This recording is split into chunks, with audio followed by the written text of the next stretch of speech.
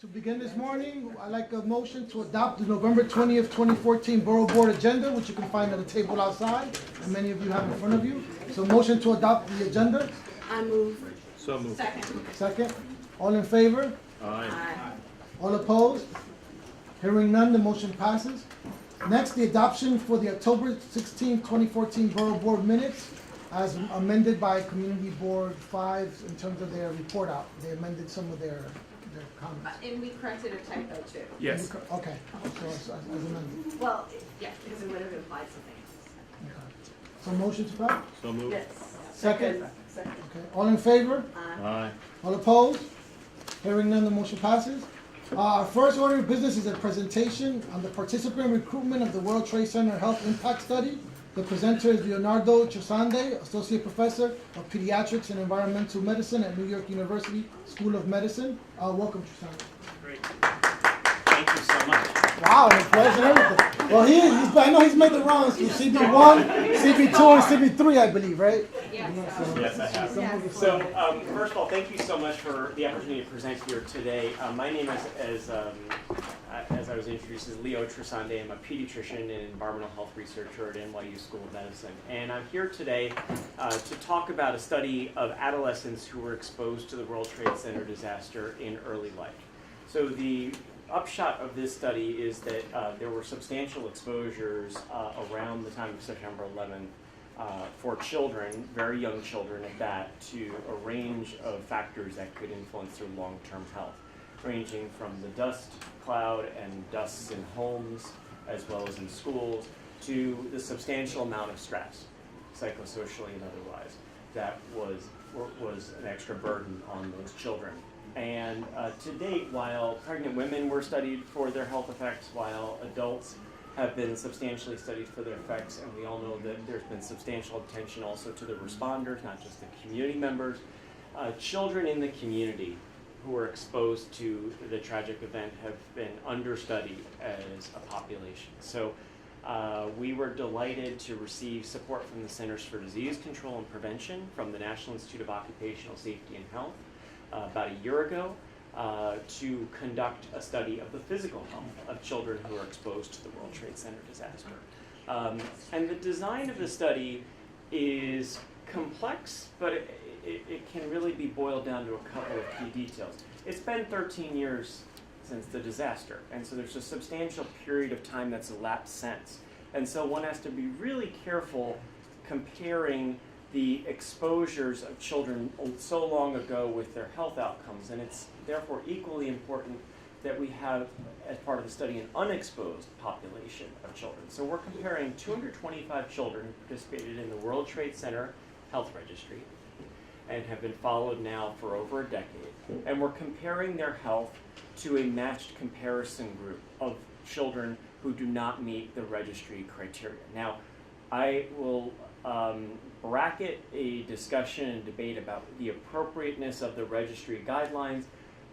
They're not necessarily complete with regard to the population that was exposed on that day and in the aftermath to substantial exposures of concern, be it stress or dust. But the registry is arguably currently the population with the best long-term follow-up to date, about which there's the most substantial information. So as a first step comparison of an unexposed population to an exposed population, it's the best first step for us to proceed to assess whether there are physical health consequences in relationship to the disaster. And so the recruitment of the registry participants is rather straightforward at some level. We are working closely with the Department of Health and Mental Hygiene, with the World Trade Center Health Registry. We are recruiting through that population based upon their identification. They do the initial approach, and we are having some great success, actually, progressing along nicely with recruitment of that exposed group. And we are also recruiting a population of exposed adolescents. So these are roughly children between ages 13 and 21. It's all based on their date of birth. They have to have been born after before September 11, and they can be born no earlier than September 11, 1993. So it's a rolling age range based upon, obviously time is progressing forward, and so they're getting older and older as we go along in the study. So it's based on their date of birth, how we look at their eligibility. So we're looking for a population of adolescents who do not meet the World Trade Center Health Registry criteria, and we're working with a variety of community-based organizations as well as health centers all across Manhattan and Brooklyn, as well as Queens. We are recruiting through a number of modes, through community-based health clinics, predominantly affiliates of NYU School of Medicine, where I work. And we are also working with a variety of community-based organizations, including the Charles B. Wang Health Center and their cadre of organizations who provided us with the strongest and most enthusiastic support possible. But adolescents are obviously very busy in their lives. Some of them are in high school applying for colleges, some of them are in colleges themselves, and we're looking for the most representative group possible so that we can match appropriately to the exposures in children who experienced the World Trade Center disaster. So we're looking for your help and support with recruitment. My colleague, Ms. Jenny Lee, will be here any moment with some materials that she'll provide and distribute. I'll leave a number of business cards here and would be happy to provide more information informally to other community boards. We focused initially on community boards 1 through 3, obviously, because those are the communities where children to this day live who are exposed. But we're also looking for matched comparison population and would look forward to working with you in identifying organizations that might be a focus point for identifying adolescents who might themselves be participants. I can go into more details about the study itself. We start with a basic screener. My colleague Jenny Lee has just stepped in the back, who has the recruitment brochures. We have a brief screener that we reimburse folks a single radiometric card. It takes just a couple of minutes. If we identify them as eligible participants and folks we want to move forward with, there is roughly a total of $125 of reimbursement for participation. The substantial majority is for the adolescent or young adult. And then there is a modest reimbursement also for the parent, because there are some questions for the parent with regard to psychosocial stress, medical information, and the like.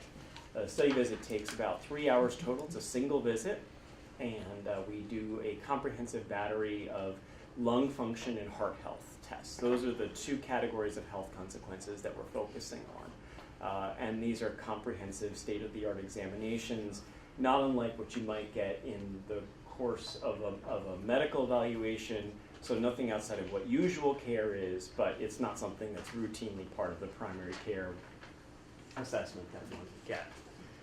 And we provide, of course, information back to the participants about their results. If there's something medically actionable, we obviously provide careful and close follow-up to ensure that folks who have medical conditions that we identify as a result of the evaluation, that they get the appropriate referral, treatment, without regard to their insurance status, immigration, etc.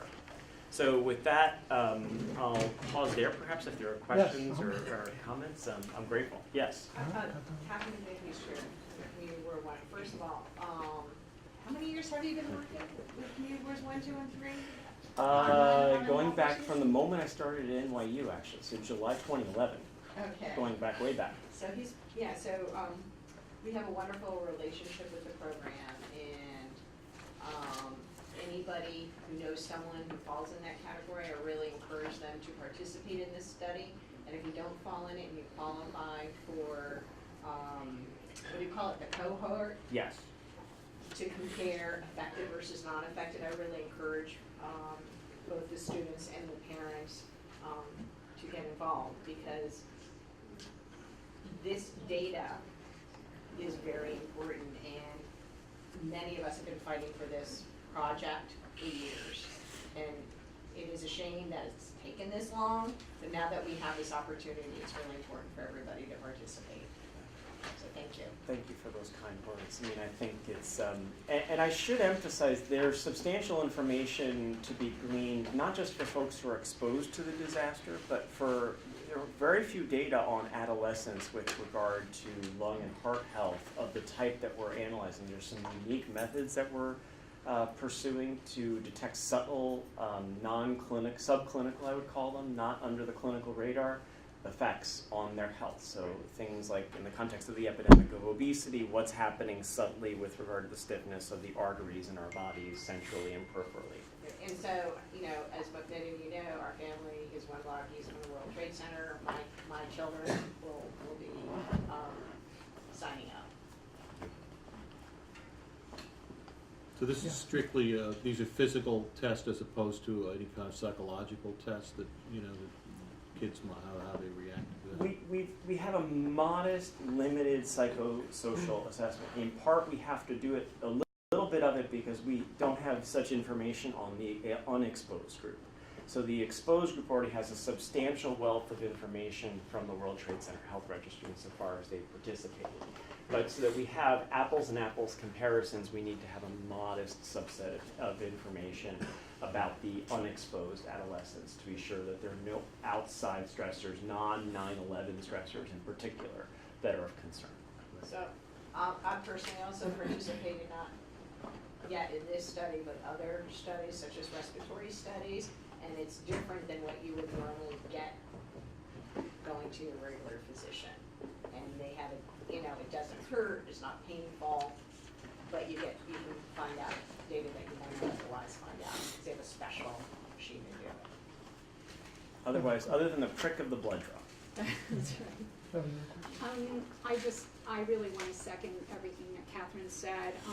I'm Kimberly Flynn, and I'm the chair of the Survivor Steering Committee of the World Trade Center Health Program, and survivors equal residents, students, area workers, and children who were exposed to 9/11. In order for this study to work, there has to be an adequate control group, and that's why Leo has come before all of you. This study for community boards 1, 2, and 3, and for a host of community and labor-based organizations that are members of the Survivor Steering Committee is the moonshot. It's the only way that we're going to get answers about how the World Trade Center disaster has affected the physical health of children. There's virtually nothing out there on that. The federal government didn't want to talk about it for a very, very long time. And now, 13 years later, we really need your help to identify children for the control group. So the control group, it was safe to say, can come from the northern community boards, Yes. like Northern Absolutely. Ireland? Absolutely can come from all across, as long as they're not eligible for the World Trade Center Health Registry in particular.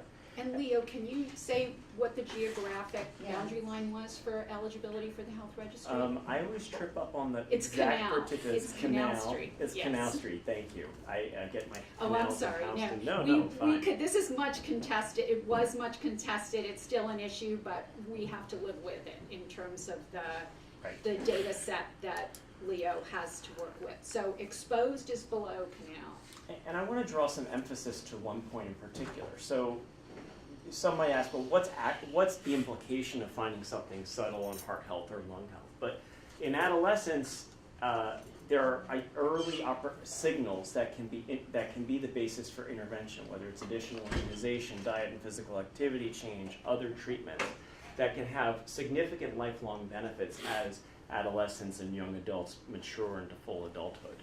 And so there are substantial opportunities for prevention and for benefits, even reductions in healthcare costs down the line, potentially. Do you have a cap on the number of children in your study? We have a current plan of 225 children from the World Trade Center Health Registry and 225 in the control group. If we are so lucky to exceed our 225 in the exposed group, I don't think there will be a problem in expanding the control group to match. But we have long been told that given the 13-year lapse since the disaster, that this is a tough to access population. We all know adolescent participation in research studies is important yet complex. And so that it speaks to our modesty. But if we are so lucky, we will find a way to bring everyone in we can. Just to be clear, you're looking for people who are above Canal Street, or who are not part of the original registry? In general, we're looking for all comers. We will screen based upon the criteria for the registry, and so if they're eligible for the registry but did not participate, they will be in the middle group that will not be eligible for the study. If they did participate in the registry, we will recruit them as exposed participants. And if anyone comes to us, even though we haven't approached them and they were in the registry and we can confirm that they're eligible as an exposed group participant. If they were not eligible for the registry and they meet our socio-demographic criteria, things like trying to match by race, ethnicity, age group, gender, socioeconomic status, and the like, then we will recruit them as an unexposed participant. So I wouldn't even limit our scope of participation in any way. I think we'll allow the screener to help us identify adolescents. So we can reach out to I would love to reach out to like Upper West Side Great. parents who have, Thank you. And Leo and I should, by disclosure, we were freshman year college classmates, so I was In the really same excited to dorm. see him on the agenda today. Yeah. I haven't seen you in 20 years. I know, oh my gosh, that's Look great. at that. And I'm an Upper West Side resident. I have a feeling I'm in CB7, by the way, Yes, which is one of our meetings. all the more small world and experience. So thank you, Liz. It's great to see you again. All right. Well, thank you. My Thank you so pleasure. much. Thank you. I apologize. I need to step up, but my colleague Jenny Lee will be here for the remainder of the time I can be here. I'll leave some business cards here at the front. Thank you again. Next, we have a presentation by the Director of Community Partnerships Unit, Office of New York County District Attorney. The presenter is Estelle Strikers Santiago. Welcome. Thank you.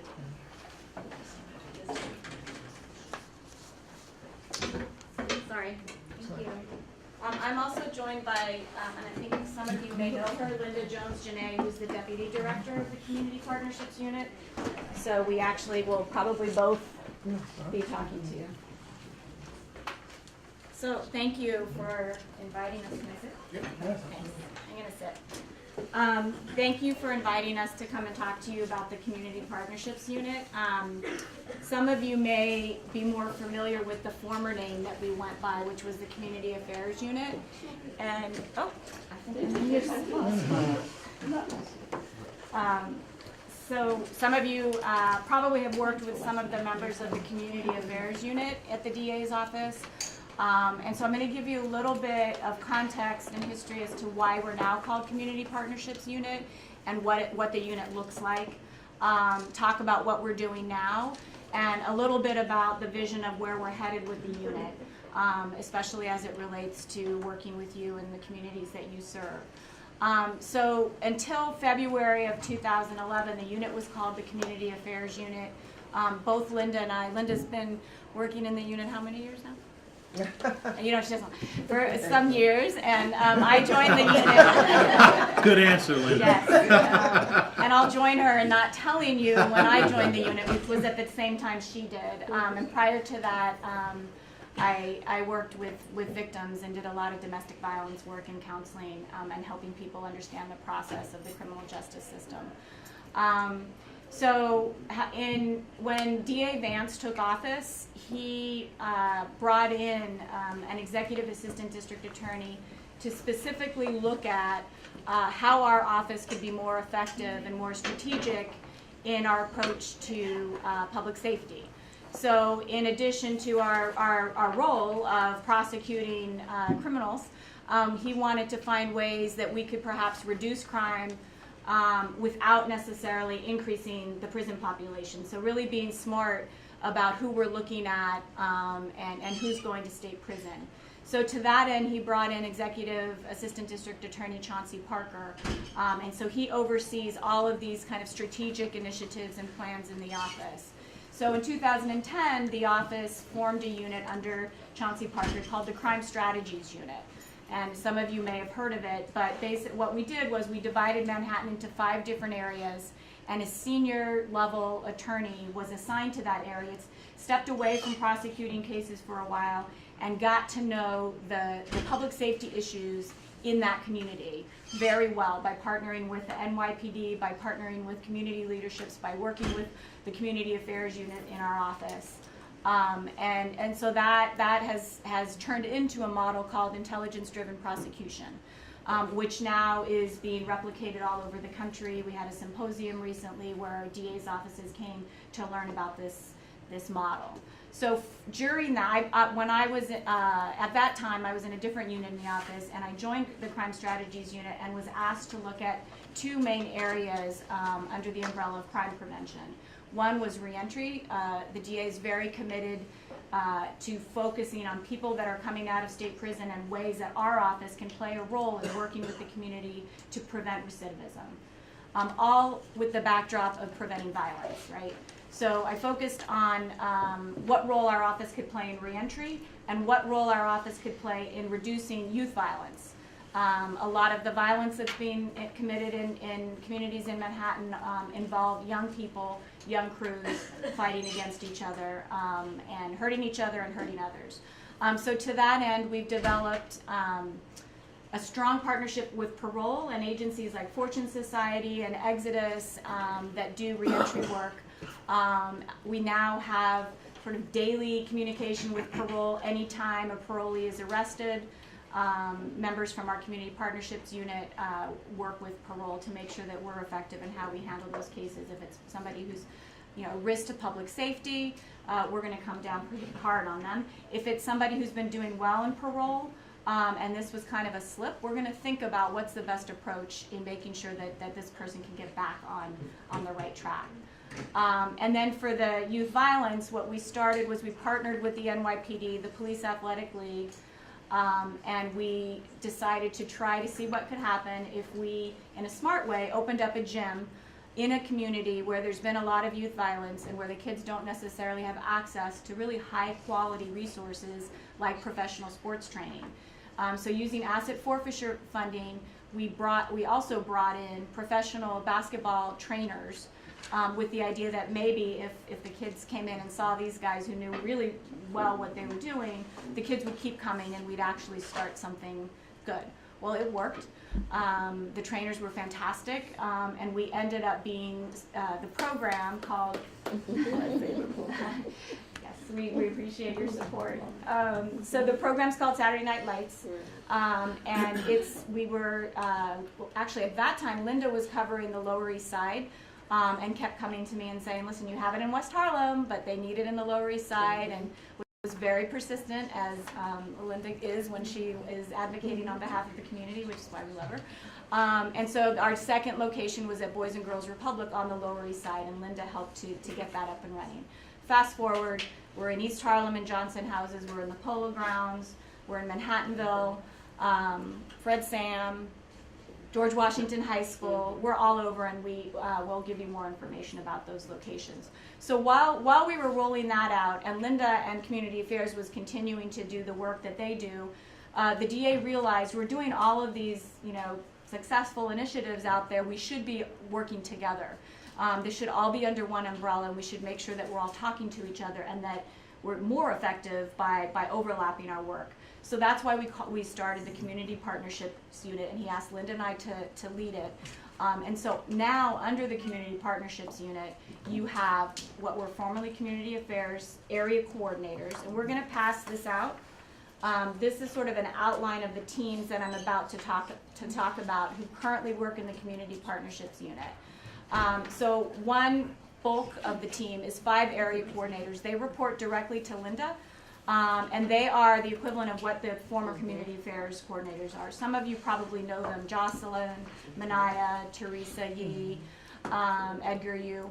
So they continue to do the great work they were doing before and more. So Linda is really working closely with them to make sure that they're also lined up. Part of the new model is that they're lined up with the Crime Strategies Unit Assistant District Attorneys, right? So when we divided Manhattan into the 5 different areas, we matched the community area coordinator with the Crime Strategies Unit Assistant District Attorney. So they're talking to each other. And so those are some of the individuals from our unit that you would probably be working with from time to time. One of the things that we're adding to what they've been doing, so they go to a lot of meetings, as I'm sure you or members of your teams do.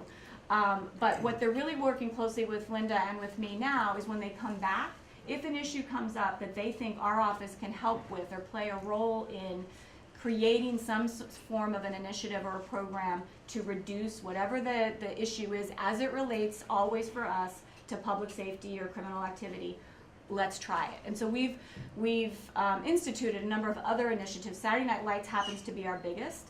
It happens to be the one that most people know about. We actually got a wonderful award a couple years ago from the federal government, from Eric Holder's office. But some of our other initiatives, might be interesting to the work that you're doing, or you or your team may have ideas for things that we should be working on with you. One of our other bigger initiatives is what we call offender notification forms that falls under the reentry team. So I'm going to talk about that in a minute. I'm going to go back to our teams. So we've got the area coordinators who Linda oversees. We also have education coordinators.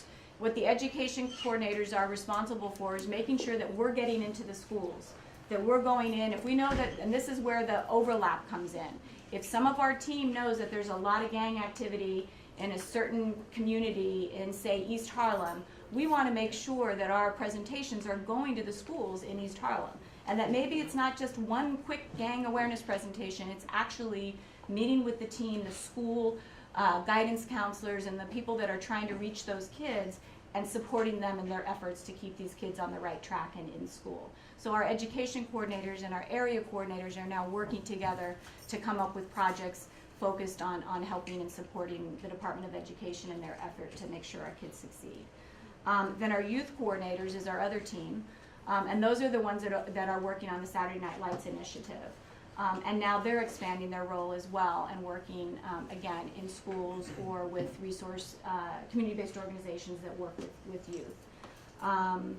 We also have specialized community coordinators who are focused on communities that may have particular needs that we need to understand in the DA's office. For example, the immigrant community. We have a coordinator who focuses specifically on the immigrant community and does a lot of work to make and works with our Special Victims Bureau to make sure that we understand the complicated process that it is to get victims to feel comfortable coming forward. We also have an LGBT. Edgar Yu, who covers one of our areas, is also our LGBT outreach coordinator, and he does a lot of work with community and advocates in that area, as does Katie Doran. And then we have Famud Kone, who's our liaison to the African community.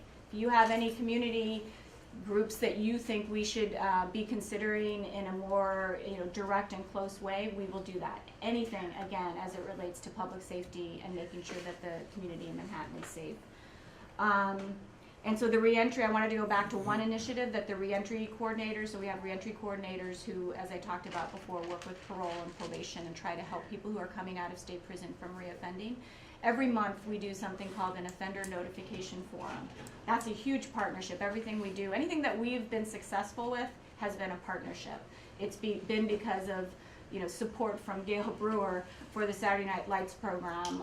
The NYPD is with us, Henry Street Settlement, Children's Village. It's all a big partnership.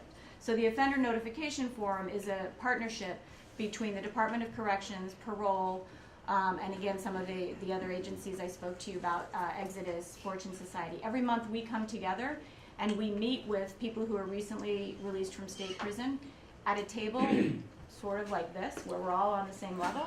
The commanding officer of the 25th precinct is there, and we tell them it's a message that is both law enforcement and former offenders who have turned their lives around together saying, we want the violence to stop. We're taking our time to come and talk to you at this hour. It's always at 6 o'clock. It's based on a model started by Professor Tracy Mears, who's from Yale, but did this in Chicago. So she trained us, and we started back in 2012, and she got this up and running with us. And so we have this conversation, and it's about choices. It's about us wanting them to succeed. Law enforcement gives a very informative but firm message. If you reoffend, they all have violent histories. If you reoffend, we are going to come down very hard on you because we want the community to be safe. We don't want to have to prosecute you, but we will. We're here today to tell you that so that when you're making the choice whether to pick up a gun or be violent, you know what's going to happen, because based on the intelligence-driven prosecution model we have, we now know who are the key drivers of violence in the community, and we will come down hard on them. So we're telling them that directly, out of respect, to let them know you have a choice. And then we turn it over to the former offenders who have turned their lives around and run agencies to help them, saying, listen to what they're saying, work with us, make a choice to come and work with us, and we will help you to succeed and not have to face them.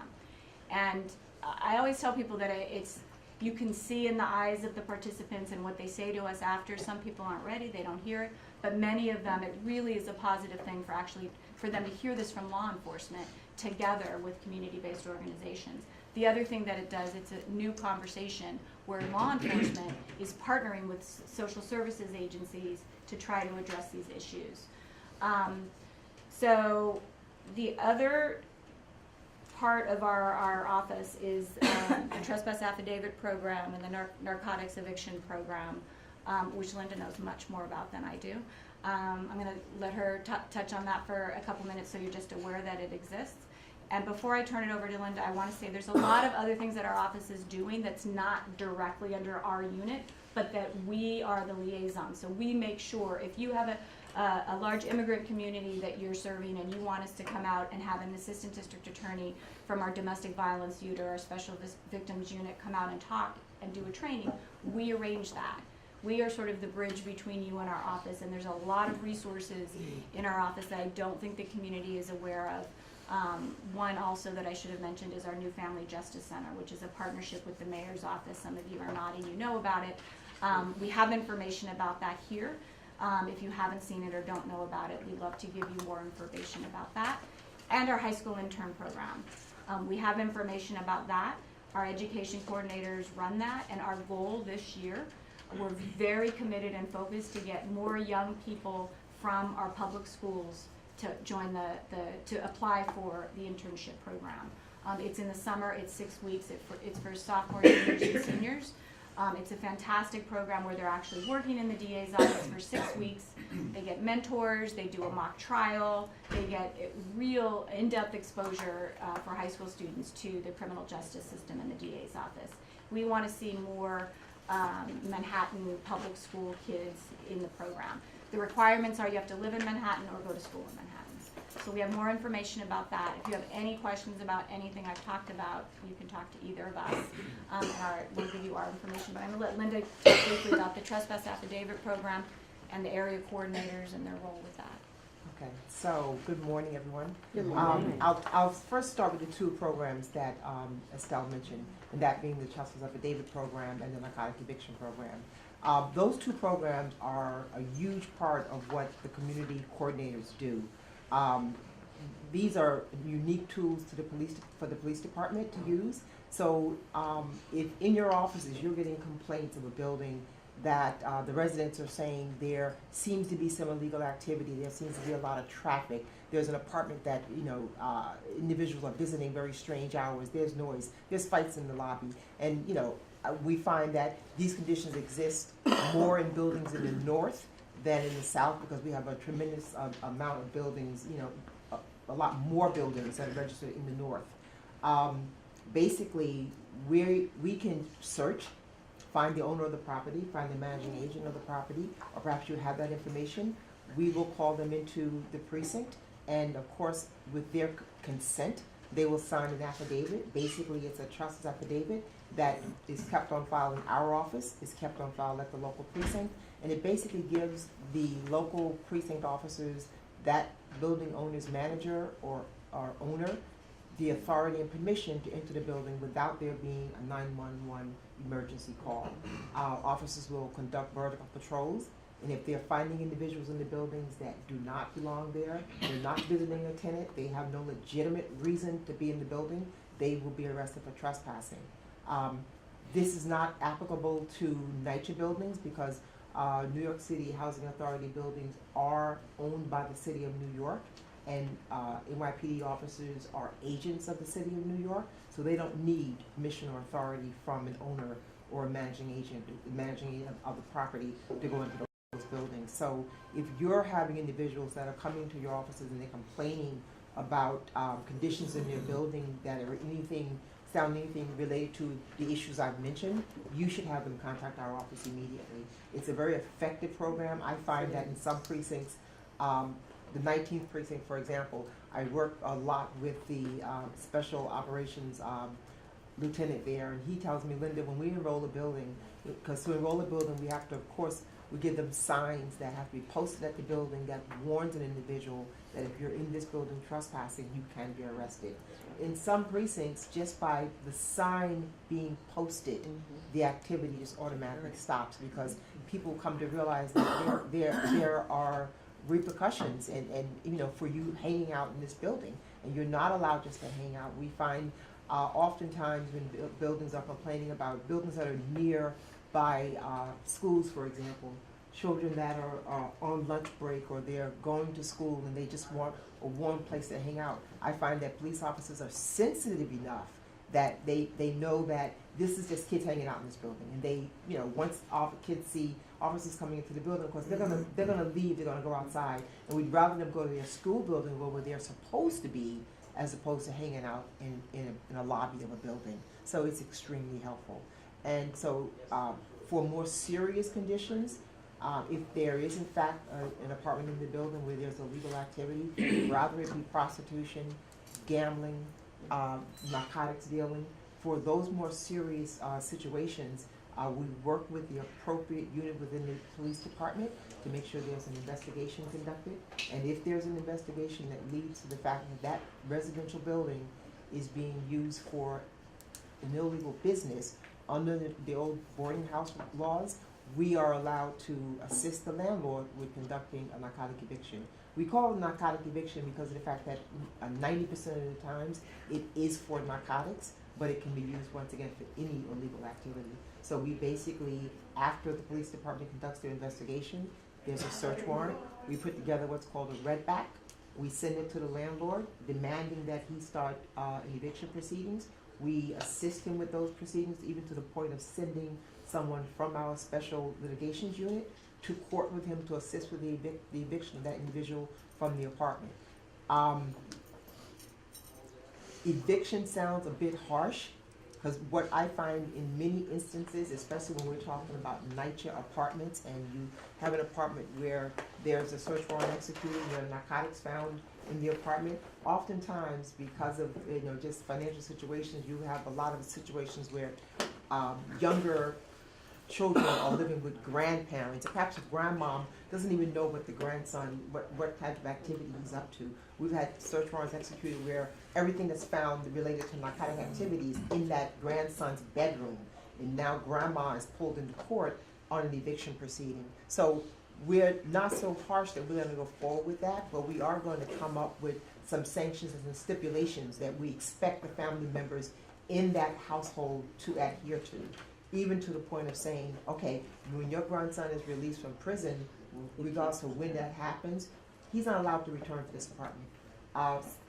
There are times when NYCHA works with us even to say, you have all of these individuals living in this apartment because you have extra rooms. So in some situations, it's appropriate to downsize. And so we work with NYCHA to do that also.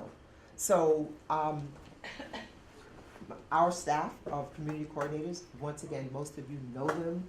They attend your district service cabinet meetings, they attend your general board meetings, and they're there to help you and assist you with any issues that are related to law enforcement that they can. One of the things that I've come to appreciate since we became the community partnerships unit is that we have to think outside the box. So if you have an issue that's related to public safety, that's related to criminal activity, we now have the authority and the graces of Mr. Vance to say, you know what, we're going to give you the resources you need. Come up with a practical plan to approach the problem, and we're going to give you what you need to get it done.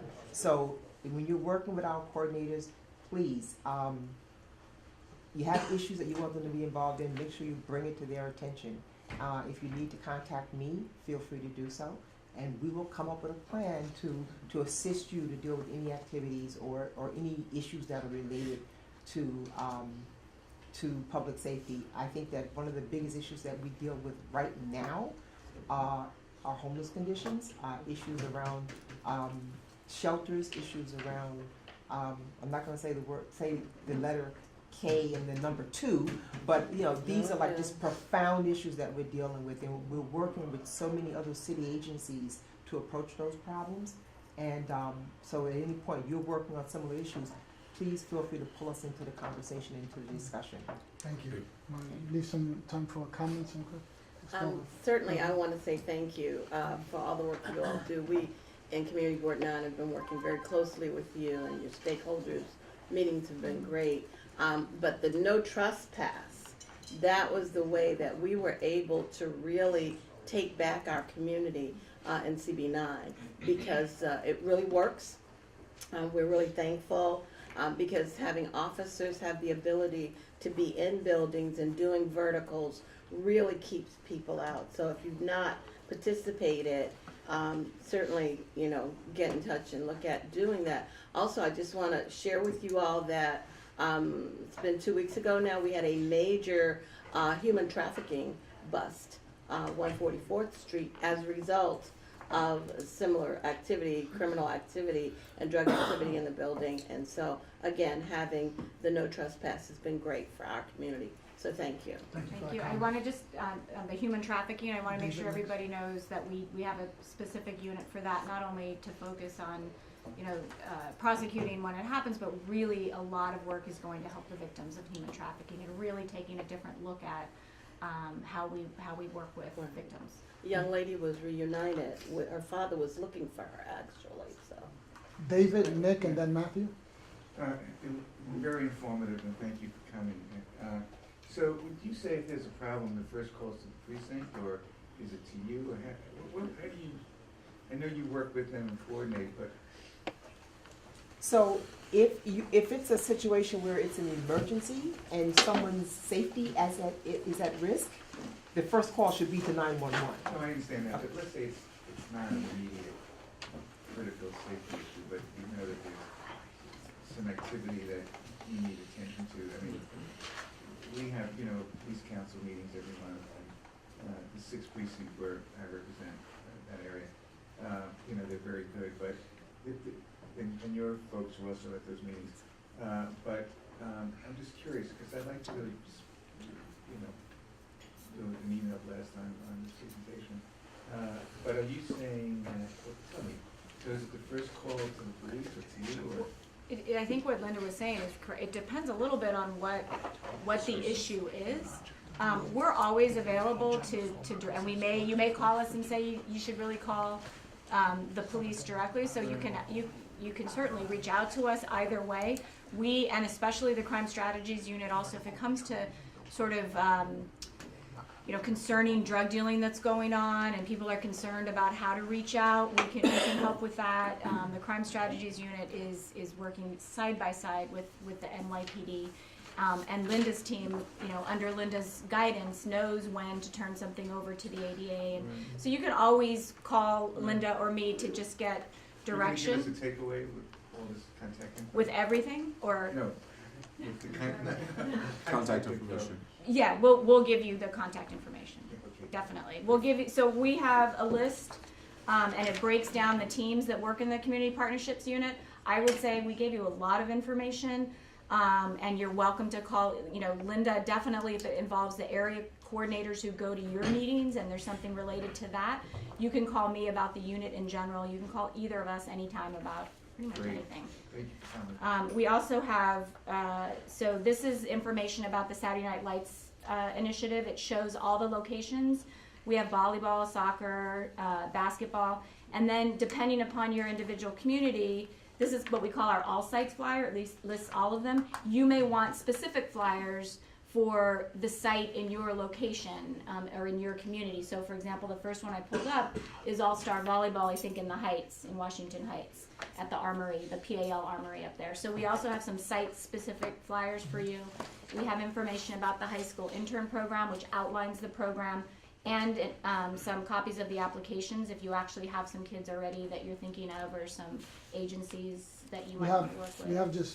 We have Nick that's been recognized for a question or comment. Matthew, we've been joined by Councilmember Mark Levine, and you have an opportunity after Matthew for him to come. Great, yeah, these are really fantastic programs that you have. I do want to mention, I know Linda through the 19th Precinct Community Council, and her commitment to that organization, also to our community, is truly remarkable. So I do want to thank her for the work that she does in our community. In terms of domestic violence, it seems to me the issue there is also trying to pull people out who have an issue but may be very reluctant to go forward for all the different reasons, you know, that they have.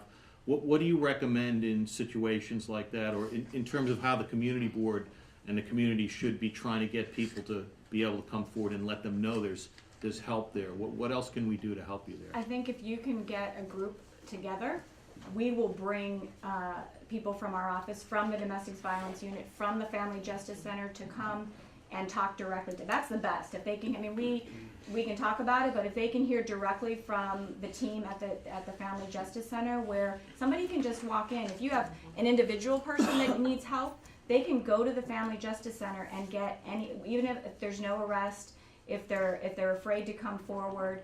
All the beauty of the Family Justice Center is all the services. How many people are have there. been to the Family Justice Center? Okay. So those of you who haven't, it's worth going. You can just go.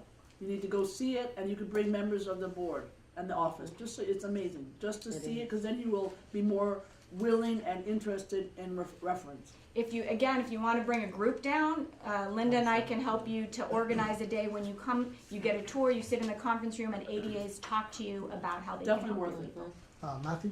Sure. Just wanted to say thanks for the Saturday Night Lights program in CB11 East Harlem. We're doing both basketball and soccer. I haven't been to the programs in a while, but I know the basketball program was certainly well attended. And it's just important to engage young people, and so I applaud you for that. You know, there's been a lot of gang activity in East Harlem. What's a particular concern is that you have very young people who are engaged in gangs, and so I'm curious what you've been doing with NYPD in terms of that, but also how you can engage the community board, because we haven't really bridged that piece of it, working in collaboration with the DA's office, NYPD, and the community board on the youth gang issues. So that's our biggest focus right now is the youth gang violence, and exactly what you said, that we're seeing. Unfortunately, we're reaching kids, but we're also seeing that the crews are getting younger and younger, and so we are working. We just had a meeting with NYPD the other day. The room was packed with all of us together. Huge meeting. We didn't quite anticipate it being that big. The commanding officers came from the relevant precincts. One of the projects Were the community boards invited?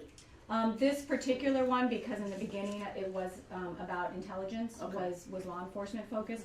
We want your involvement. We want as much help as we can get. I'll tell you real quickly some of the ideas we have, and then we can have, if people are interested, follow-up conversations about this to get your input on ideas on what else we can do right now. As I said in the beginning, I think we're very focused on schools. We also are focused on NYCHA locations and working with NYCHA. But what we're doing with the schools is going into the schools and really enhancing our game discussion with the kids, and with the teachers and with the parents. Our youth advocates are finding out what are the other resources around the school that we're focusing on where we know there's gang activity, and finding out all the resources in that area. So similar to the forums I talked about, we're setting up sort of a model where we go in and ADA talks and kind of warns them what could happen if they stay on this road or if they enter on this road. But then we have some more kind of legitimate community-based organizations who know the kids, hopefully, or know about what's going on in the community, to then say, we're here to help you. Because what we found with our other presentations, we can give them all the information, but when the kids start saying, yeah, but what do I do when? How do I handle this? We're not, the DA's office aren't necessarily the ones that are going to be able to help them with that. The community-based organizations are. So we're doing a lot of meetings with various agencies. If you know of some, and I'd love to have a follow-up conversation with anybody who's particularly interested. And I mean, we can certainly provide ideas, but I think it's really about working in collaboration. Absolutely. And I would ask that you work with us. I mean, we get anecdotal stories of teachers having to walk with students because they know that there are gangs at East River Projects who are waiting to beat them up. And so those are the sort of things that come to us, and so we go to PD because as law enforcement, I certainly understand the need to have secured meetings, but I think really engaging us actively, I think there can be a really good partnership where we can help beginning to address some of these issues Absolutely. from a real Thank ground you, game. thank you for that, thank you for that. Who should Yeah, I, sorry. should I We- connect? We'll do that, we'll get Okay, to the good. list. Yeah. Okay. So, leave this with you? Uh-huh, yes. Thank you very much. As we queue up a presentation from Do It, if Councilmember Levine wants to give any updates, and then if the Borough President could just report out as well. I'm Okay. gonna bring that, we have it in the back. Sure, happy to. Good morning, everybody. I'm excited to have been working with the Borough President on a piece of legislation which is, if all goes according to plan, going to be passed next week to help visually impaired New Yorkers be safer on the street by dramatically increasing, really tripling the pace at which the city installs what are known as automated pedestrian signals. These are the crosswalk signals that beep and have other features. Also, they vibrate to help people who otherwise would have challenges crossing the street. The city, which has 12,000 intersections, currently has less than 100 of these automated signals. And I experienced firsthand just how difficult it is to navigate the streets without sight. In an experiment of sorts I did with advocates where I was blindfolded and walked around the streets of Lower Manhattan, and I'll tell you, it was really terrifying. You understand how vulnerable someone is to try and navigate a street only by listening to the parallel traffic flow. So it was really then Councilmember Brewer who started the action on this, and I was happy to pick it up in this session, and we've negotiated with the administration, and it looks like we'll be passing it at the next stated on Tuesday. So hopefully, Gail, you can be there, but really you deserve huge credit for having initiated this. And Great news. yeah, indeed. I'll leave it at that. Thank you very much. Yeah. All right, I think Do It is coming up. I'm losing my voice, but is Do It coming up? Yes, Okay, Do It, Do It, if you come on could up. come to the front. So this is the Christine moment, just so you know. That's your moment. No, it's Christine moment. So Christine is, from Board 4 is the one that started the whole discussion on payphones for 100 years. And I want to thank her. I hope that what has been produced is of interest. I do think that we all have had in Manhattan in particular payphones that are really advertising kiosks and no phones, and phones that were not particularly helpful anyway. So I do think that Do It had a good process. They'll tell you about it. I do think it's also very fabulous that there are 2 or 3 phones in Board 7 that are the Alan Flack's old phones. They are urine infested and fabulous. And so in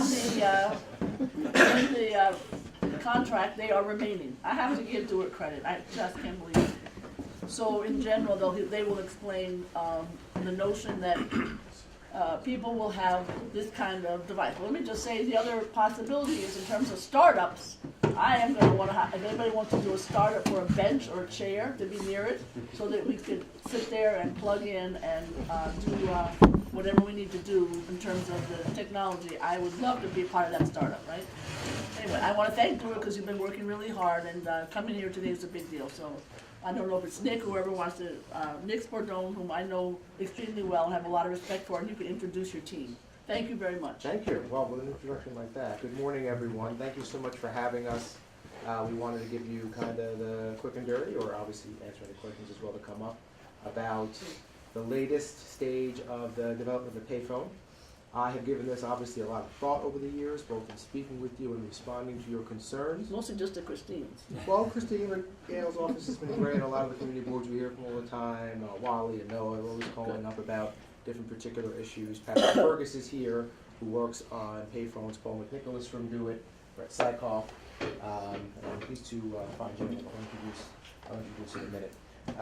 For me, the biggest thing I think of this whole process that has begun now, I guess a few years back, was really thinking about what the payphone is, what it represents for New York City. One is kind of an iconic symbol, but also maybe a bit of a diminished one in the modern age of cell phone proliferation and mobile access, etc.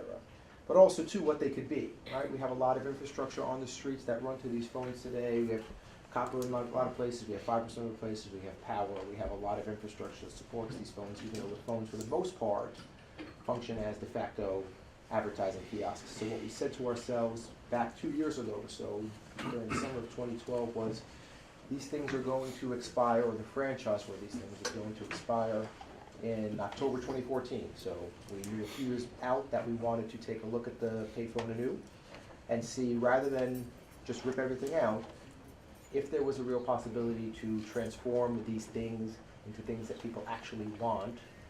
A, what is it that people want, and B, what would they look like if we were going to do that? And we embarked on a series of processes, which I'll just tick off very quickly. We had announced in July 2012 that we wanted to put out an RFI, request for information, about what folks would think they would like to see the future of the payphone entail. Whatever small contribution I was able to make to that process, I said to the payphone folks, well, if you're going to do an RFI, that'll get the attention of a few people in government, but if you tie it to an event, that'll really get the conversation started. So we tied it to the launch of a pilot program for free Wi-Fi for certain payphones, piloted by 2 companies, one of which is represented here, Titan. Van Wagner's of a company that piloted free payphone Wi-Fi in phones across the 5 boroughs. We did the event in Gales District, right south of Columbus Circle, I think it was. So we did the Wi-Fi pilot, we did the RFI, we got some decent feedback there. We got about 24 responses, mostly from community boards, some community organizations, and some bids. We took all that feedback, along with all the feedback we always get, that Patrick and I get when it comes to our desks about this phone is used as a urinal, or it's not cleaned, or it's broken, or someone's dealing drugs from behind it, or God knows what. It runs the gamut in New York City, as it usually does. After that, in December of that year, December of 2012 and into 2013, we did something new, in addition to the RFI process, because the RFI process is great as far as it goes, but it's largely something that people in and of government would be paying attention to and understand. It wouldn't necessarily be something that would catch the attention of other folks, and we wanted to try and make the feedback as broad-based as possible. So we launched what was called the Reinvent Payphones Design Competition, which built on everything we had done, and also invited input from designers and architects and students and engineering firms and civic enthusiasts, anybody else who really wanted to have a say in what they think the future of New York City streetscape should be.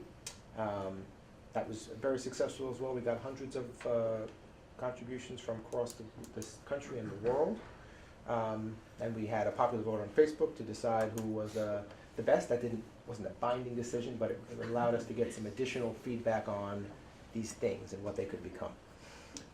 We took all of that feedback, we baked it into the city's official solicitation, or RFI, which was released in April of this past year.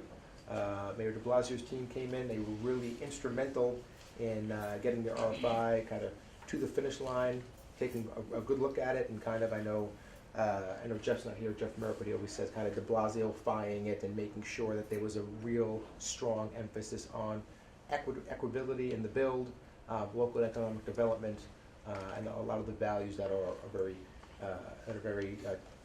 important to this administration. So we did all that. We put the RFP out. We got responses. We spent the summer reviewing those responses, and what we netted out with is something that we think is a really fantastic deal for everyone involved. I don't want to go too much far afield here. But we ended up with something that we think is really a great thing. Just a quick note on process, as all of you know, probably more than most, it's a proposal still at this point. It needs to be reviewed and voted upon by the Franchise and Concession Review Committee, on which the Borough President has a seat, obviously, and that will be coming up in a few weeks. But we wanted to make sure that in between now and then, we just made the announcement on Monday, we gave a chance for all the boards to see what it is we're offering as well, and ask questions. So the winning proposal is a consortium of companies called City Bridge. It is exciting for us for a number of reasons, not least because it is exactly, or pretty darn close to what we envisioned the RFP, which was not one company. It's one proposal, but that consortium itself is comprised of a number of different companies.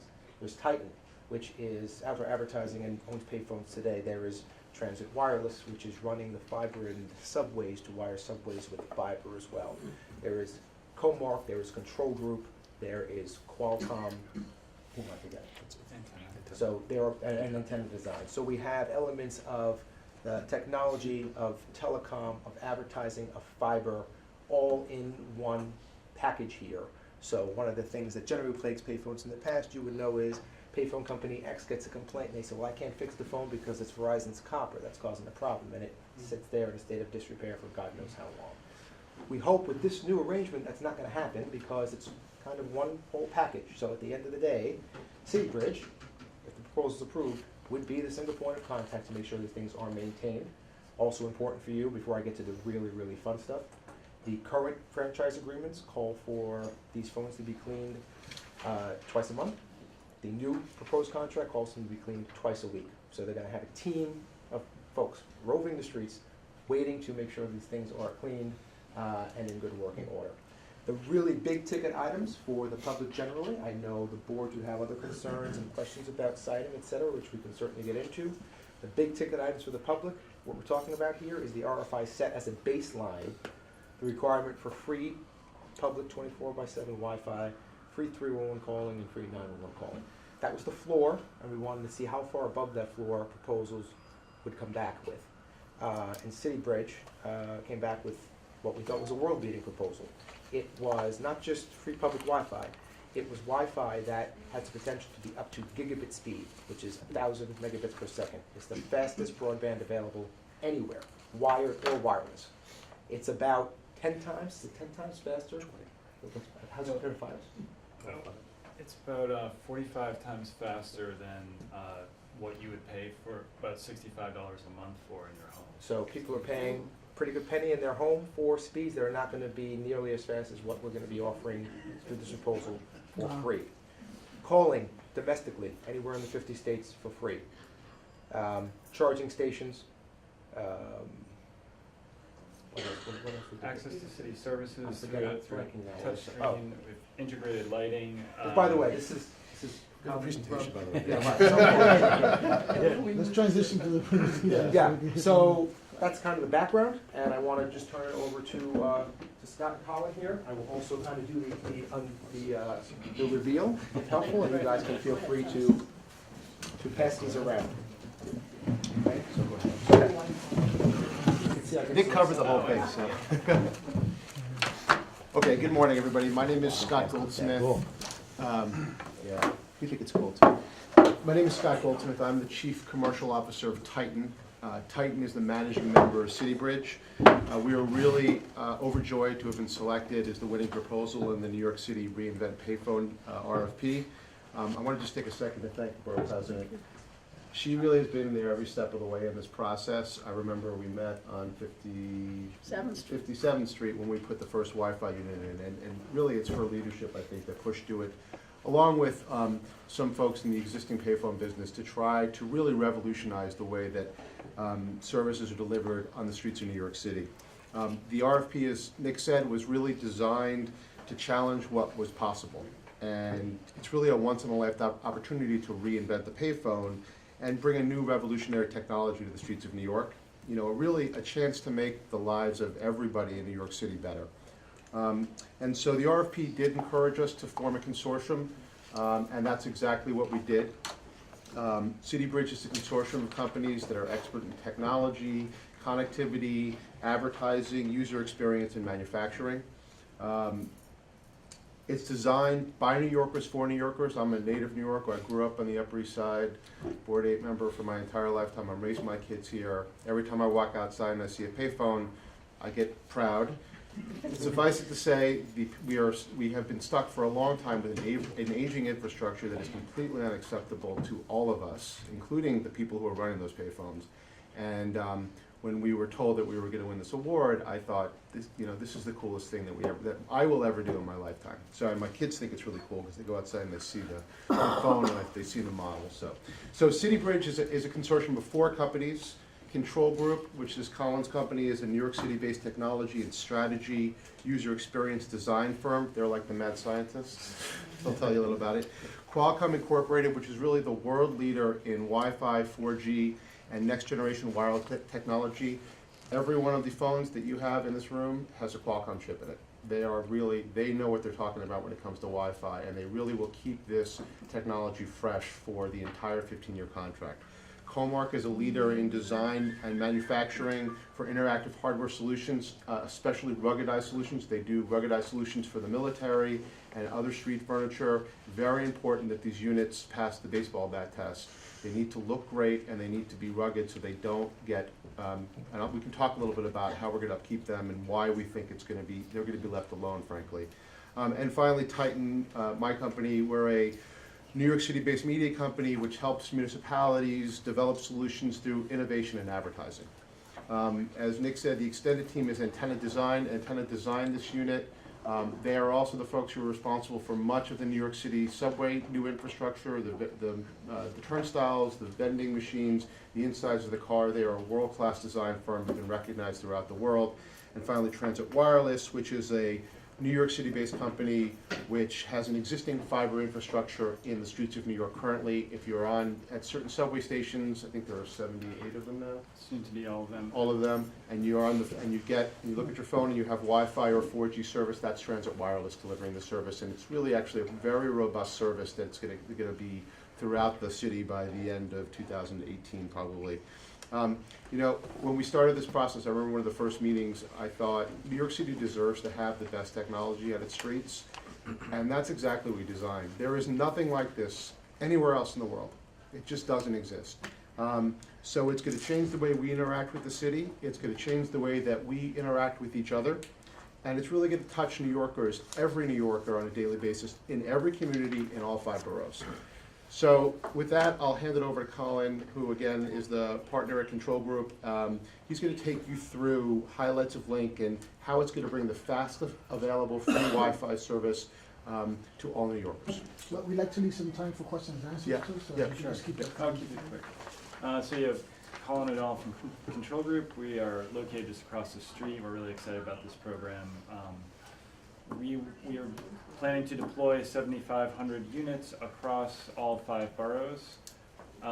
These are delivering internet at up to gigabit speeds, as Scott mentioned.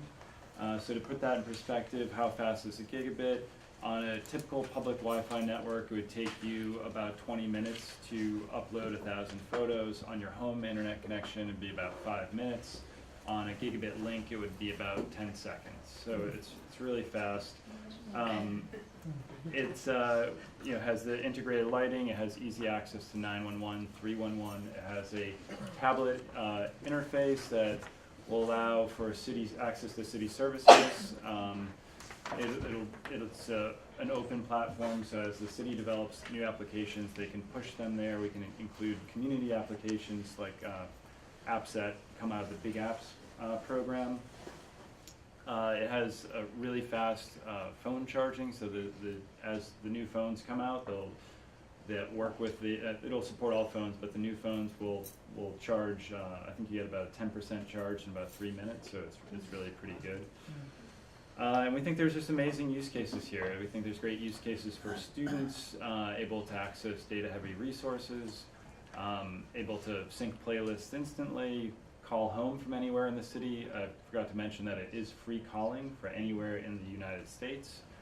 So we'll support that, and we think that's just as a parent who has 2 kids and we pay way too much money for their cell phone plan so that they can enjoy the city on their own. This is just a great alternative. Tourists not having to pay for international data and voice plans, able just to come and explore the city, access wayfinding, directions, points of interest from the interactive kiosk. Community members, small businesses, artists able to push content to their local links. So we think this, unlike static advertising on the existing payphones, this is digital. It can be changed out easily and instantly. Small buys, small purchases can be made, so a local coffee shop can advertise on their local link rather than that sort of being only accessible to someone like Starbucks or big national brands. So we think there's 1,000,001 use cases for this, and we have not thought up all those, but we are keeping this as an open platform. We believe strongly that by encouraging development, by encouraging the community to participate, we're going to attract startups We're gonna think about how they can. Benches? Benches. You know, how they can create apps that work with this incredibly fast speed. You know, if you're a startup and you're thinking about, you know, whatever the next version of YouTube is, are you going to go to California? You're going to come to New York City to launch your startup with you know, high bandwidth available to everyone in New York, all over the city. It really puts New York City at the center of development. Being an open platform, it also, you know, for people who are interested in for urban development, for making a better, smarter, more responsive city. This is, you know, again, attracting many. We think this will attract many startups and empower you know, the next generation of developers to think about, you know, from New York, to think about how they can use this infrastructure. Why is this important? It is so important because New York City has a real bandwidth problem, it has a real connectivity problem. Currently, New York City pays 10 times as much for half as much bandwidth as Tokyo and Seoul. We are not a world leader in connectivity. We are really somewhat of a backwater in terms of the speed that we're delivering. 1/3 of households in New York City do not have access to high-speed internet. It's more like 50% for those low-income households. Bringing the fastest speed available to the streets of New York City for free is going to challenge and change the existing duopoly of providers in the home. It's going to challenge and the high prices that we're paying. We're paying, as Maya Wiley said, we're paying too much for too little. So we think that this is going to spark a real change in the industry. It's going to provide a way for the government to engage with citizens, for local small businesses to engage with customers, and we just think that this is going to transform the streetscape. We've reduced the footprint of the payphone from 70 inches to 11 inches, 77 inches to 11 inches. So, except for my couple. I want to tell you about that, but we'll think. And not including your bench. But it's still 35 deep. Which is pretty much what it is right now. Which, we can talk. We'll talk about that yeah, later. we'll talk about Yeah. that. I So- was expecting that question. So we've designed the structure to withstand the tests of New York City. It is packed with the latest technology. You know, this structure really represents you know, the height of technology and houses wireless access points, fiber optic equipment, the displays which generate the amazing revenue that I think Scott's going to talk about for the city of New York. And so we're really proud of this, and we're excited to help really transform New York City. Very quickly. So really quickly, just 3 other quick notes. One, there are real economic benefits to this aside from the revenue, which I'll talk about in a second, of the city of New York. We've committed to a local production facility. These are going to be manufactured partially and assembled completely in New York City in the 5 boroughs. Likely not Manhattan, but certainly one or the other. Sorry. We have worked really closely with local community groups. We partnered with Perscolis and the Open Technology Institute, who were at the press conference. You know, as Colin said, this really is a way to engage with local communities. You know, as an old franchisee, we sometimes put up a community bulletin board on one of the panels that was unsold, and that was okay. But why not have a panel dedicated that can change when you have a meeting? Or even better, you want to hear from your constituents in each of the community boards what's going on and what do they want to see? Do a poll. We'll work with you on that to do a really interesting feedback from the people who you really want to hear from. Really interesting. Lastly, revenue. Significant revenue for the city of New York. It's going to revolutionize the way that advertising is delivered. Really interesting new ideas for that. The proposal guarantees $500 million over the first 12 years versus 50% of the revenue. We expect that to be much higher, but that's what's guaranteed. As I said, it's really going to forever change the streetscape and the way that we all interact with one another. And with that said, we'll answer any questions. I know that's plenty. We'll start with Gigi, then we'll go $1 with. million question. How are you going to decide where they're going to be located? Okay, so the RFP was very specific, and the contract is very specific. First of all, in terms of distribution, The first 4,000 links, which are advertising links, will be distributed across the 5 boroughs per the contract. It's online if you'd like to see it. And we were very careful to make sure that each borough was adequately represented. Despite we're all here at the Manhattan Borough Board, they're not all going to be in Manhattan. They're going to be equally distributed, not exactly equally, but sort of at a prorated basis. And they're going to be built out in a not just a Manhattan. But they want to each know borough. if they're gonna have any input. Okay, That's so the question. so the first 4,000, there is the way that it works is that the first 4,000 will be replacing existing locations. However, we understand that there is a cluster problem, and we don't need to have them right next to each other. So, no 2 links that are replacing existing phone kiosks may be within 50 feet of one another, and no 2 links that are new may be within 150 feet of each other. So 170 feet each other. And that's So all on the website? So that's all on the website, it's in the contract. So, look. I would add that it's very important that we're replacing existing infrastructure because we're using the existing conduits that go from the manhole to the payphone itself. Because each of these require electricity and fiber. And so just to give you an idea of what that means, we didn't say this, is City Bridge is committing over $200 million of our money to build this out. It will not cost the taxpayers anything. It's funded by advertising. But it's not easy to do what we're planning to do. This is hard. Bringing conduit with Con Edison and bringing fiber from Transit Wireless or another fiber provider at the same time requires us cutting the street, requires a permit, and it requires time and effort and money. And by the way, all of our employees are union. Everybody that touches a payphone is a union contract. We've done that for the last 14 years and we'll continue to do that now. What's the website? There's 2 websites. The first is www.linknyc.com. That is link.link.nyc. We have Catherine and then Sandro. I can send the websites after. You had your hand up? The Yes, full I contract did. is available on our site as well. So, what's going to happen if, like, a truck backs up into that beautiful, We're gonna replace it. you're gonna replace it? The truck or the And phone?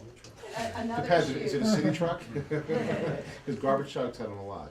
And what about graffiti? It's not only just spray paint, but is that acid? Is it plastic? So there's two ways to answer that question. First is that first of all, we designed it to be graffiti resistant, which means that it's easier to clean. You can't stop graffiti, but it's easier to clean. We'll be out there at least twice a week. Every employee of Titan, City Bridge, all the Titan people, all the control people are told if you ever see a problem, you immediately call our operations. There'll be a 24-hour hotline where you can call and complain. 311 will take the calls too, right? 311 will take the call, and it'll That's be easy free for and us. easy to do. But the last thing I'd say is that, what we found is that, we adhere to the broken window theory. I mean, it really works. If you put something on the street that looks beautiful, is well-designed and well-maintained, people typically respect it. The reason that the phones are, there's a lot of examples of that in the streets of New York right now, but the reason that some of the phones right now don't look very good is because it's very difficult to maintain them. They've been around, some of them have been around since the 60s and the 70s. So it's very important to us from an advertising standpoint to keep them looking good. And the last thing is, Community Board One felt the impact of Superstorm Sandy, so with all the electrical going in there, I just wanna make sure, what happens if we have So floods. there's a special consideration for resiliency in flood areas. They've been designed so that one is the fiber is resistant to flooding because it's glass, unlike copper, which after Sandy actually corroded. So the power has been moved as high as possible into the unit, and the electrical's been designed in such a way that is flood resistant and as resistant as possible. And the battery backup will supply power for emergency calls for up to 24 hours. And there's no solar panel on top? We'd love to put a solar panel on. We're going to continue investigating. However, at 11 inches wide, it doesn't generate enough power to really be of a benefit, and it actually can interfere with the wireless signal. So we've investigated thoroughly, and we'll continue to do so as new technology comes. Sandro, Christine Bertin, and then we'll go on to reports from community board chairs. Okay, I wanted to know a little bit more about the kind of the marketing that will be coming from these devices? Is it solely from the LED displays? Is this going to also be integrated? Are you going to be doing, using like QoS or deep packet inspection? Are you going to be injecting ads into the data stream? Are you tracking users from device to device to personalize the marketing? It's a great question. That board is phenomenal on tech. Yes, that's one of the best. Yeah, well, from the tech perspective, it's a great question. We think that for people to use Wi-Fi, we have to have the best possible product, and that means we're delivering fiber to the fastest access point and getting out of the way. It's going to be the first encrypted network, or one of the first encrypted networks in the country. We are not doing any advertising within Wi-Fi aside from an initial sign-on screen, and using Hotspot 2.0 and new authentication protocols, people will be able to join and roam from one to the other without having an annoying splash screen.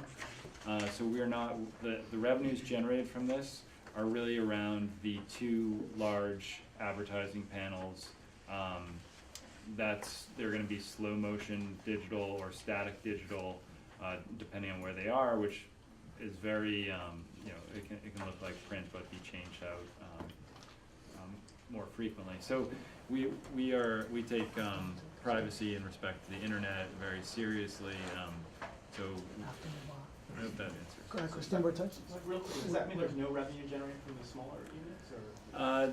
There's, other than potential for apps, and we have space reserved for city apps and for community apps, but we think there's also sponsorship opportunities for some of the most popular mapping and communications applications that we can include, but there is no advertising.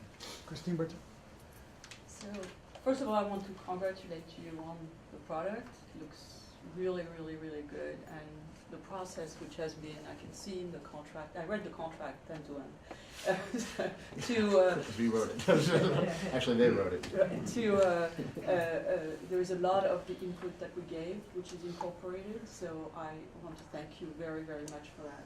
This being said, I have a bunch of quick questions, and if you could answer me really quickly, because obviously we don't have time. The lights on the ground, are they going to be with each installation, or they are just pretty for the for the demo? They're proposed for all installations. I think keeping these, they're controllable, so we can control the. I'm not concerned about that, but the answer is yes. This is. Yeah. Okay. On the technical standpoint, when it says, we have clustering, we have issues of oversaturation in some districts, CD4, and the removal seems to be subject to the finding of an equivalent revenue location. And that seemed to be really a problem. It's mentioned about 3 times in the contract, so it seems to be very emotionally involved. I don't answer the question. So and so, if you want to remove something from Fifth Avenue, you are never going to find a revenue equivalent location. So therefore, we are going to be able to do it. So that's, while it may seem, when we say an equivalent revenue, so these are not sold. They can be sold site specific. So for example, if you want to make sure you're hitting a certain demographic, like young kids, visitors to New York, so you put them all outside the Disney store, or so that's a very site specific locations, but these are sold as a network. And so a location that's located on 53rd Street and 8th Avenue, for example, an equivalent location of equal value might be anywhere else in New York, anywhere else in New York City. It doesn't necessarily have to be right next to that. That's not what it means. What it means is that there should be no diminution in value in our ability to generate revenue. So for example, we could put it in Tribeca. We could put it in, to me, and it has to be 170 To me, feet. is that definition makes it extremely difficult to remove location, and second, it seems to be very litigious as far as when it's mutually agreeable, and therefore, it could take 5 years to So do you want more, or you want less? That's what I'm concerned. I don't. No, I want less, but the ability to remove is linked to something which is nearly unachievable. I'm sorry, let me just say, okay, so if DoIT tells us to remove a location, we remove it. In 14 years in our experience with DoIT, we have never not done what they asked us to do, ever. That's the way we do business. Well, I can tell you, we've heard very different, but that's okay. Well, Okay, well, just 1 second. So then, the point is that that, I'm raising that issue, I think the language which says it 3 times in the contract is pointedly saying that unless there is an equivalent revenue, it will not be removed. So I think that's. And I think it needs to say, we will remove no matter what. But This is during the build-out phase, so, right, and choosing the location, so. Yeah, I mean, I think hopefully you could have some say about that, and then we could work It with doesn't. I know, but it doesn't mean that we can't do it, so let's, I'm just saying, let's work I'm just on it. saying the words No, I of the hear you. contract are not appropriate No, I hear you, I hear you. to address the issue we have had. Okay. And, okay, Go ahead. the next one is about locations. I think there are 2 missing locations which are pretty important. Bus stops, bus stop without a shelter. If you have a group of people, it says you can put a system there. I don't think we should have a system in the bus stop. I don't think there's any ability to do that. Yes, there is. But And then- hold then on, the I sidewalk. guarantee you that's not true. But it's not in the contract, let's say. We would, but the existing bus shelter contractor would. It's not a bus shelter. I'm talking about I when know there's what a you meant, bus with the bus stop, stop, but no shelter. no shelter. Where you have people, it looks like so anyway. There's a limitation as to where it can go from away from the bus shelter, bus No, stop. but the question is, do you want, sorry, the people who are waiting at the bus stop should have No, one she or doesn't no? want it. She Okay. No, I don't want the To be system frank. to interfere with people getting up and down from the bus stop and lining up at the bus You stop. said, you're saying it's not gonna happen. We will never interfere with Great, the let's put operation it of in the the city. contract. So, and the second thing is that the sidewalk cafe is not mentioned as an obstacle, and I would suggest that you need to take that in account, Okay. because, you know, It's an 8-foot clear path. I think that if we were not having an 8-foot clear path and the sidewalk cafe was the you problem. know, They expand. I read the contract, Oh, I'm yeah. telling you, it's not in the contract. Okay. So now, and then the final thing is that I would have preferred the action to be on the side of, because if, with all the functions you are proposing, there are going to be a number of people standing in front of that, getting the service. And those people, the space they use is not comprised, is taking away from the 8-foot path. If I have all this function, I bet you there are going to be 1 or 2 or 3 people, and they're going to stay for 3-4 minutes. So if the service was delivered from the side, they would not be in the path. So On the sidewalk. Yes. Yeah, but then you'd be blocking, you'd have the same problem that payphones have now, where you'd be blocking the view of the We also, outdoor cafes. I'm and just telling you, everything, right? I'm just telling you that We- if the service is delivered from the front, then the distance should be not 8 foot, but 9.6 as it is for the newsstand, because you are going to have people and people take space, So- not just Let's hear furniture. an answer, go ahead. yeah, I would just say that we've spent a great deal of time designing this with the technical considerations of the equipment, where we can put it, but also from a user experience Right. standpoint. Antenna design, who's, taken in all kinds of ADA requirements and access to the device. This is absolutely the best. Okay. We've also done testing on the streets of New So York. this is fine, so in tight location, it should require 9.6 and not 8. All right, So we'll take that. the next thing is about the performance standard. It talks about 97% up for the network, but I think it should be 97% per installation. It because- is 97% per link Per per link. month. Okay, So and so it's it absolutely the should be case. clarified. That, And it's in then, the liquidated damages section. And then it says it can be down by 30 days without repair. No, there's a liquidated damages Yes, that's section. there, You should, right there. should look through that. I But did. so we have 97% uptime for each link per month, and after that, we're fine. So that's, Okay.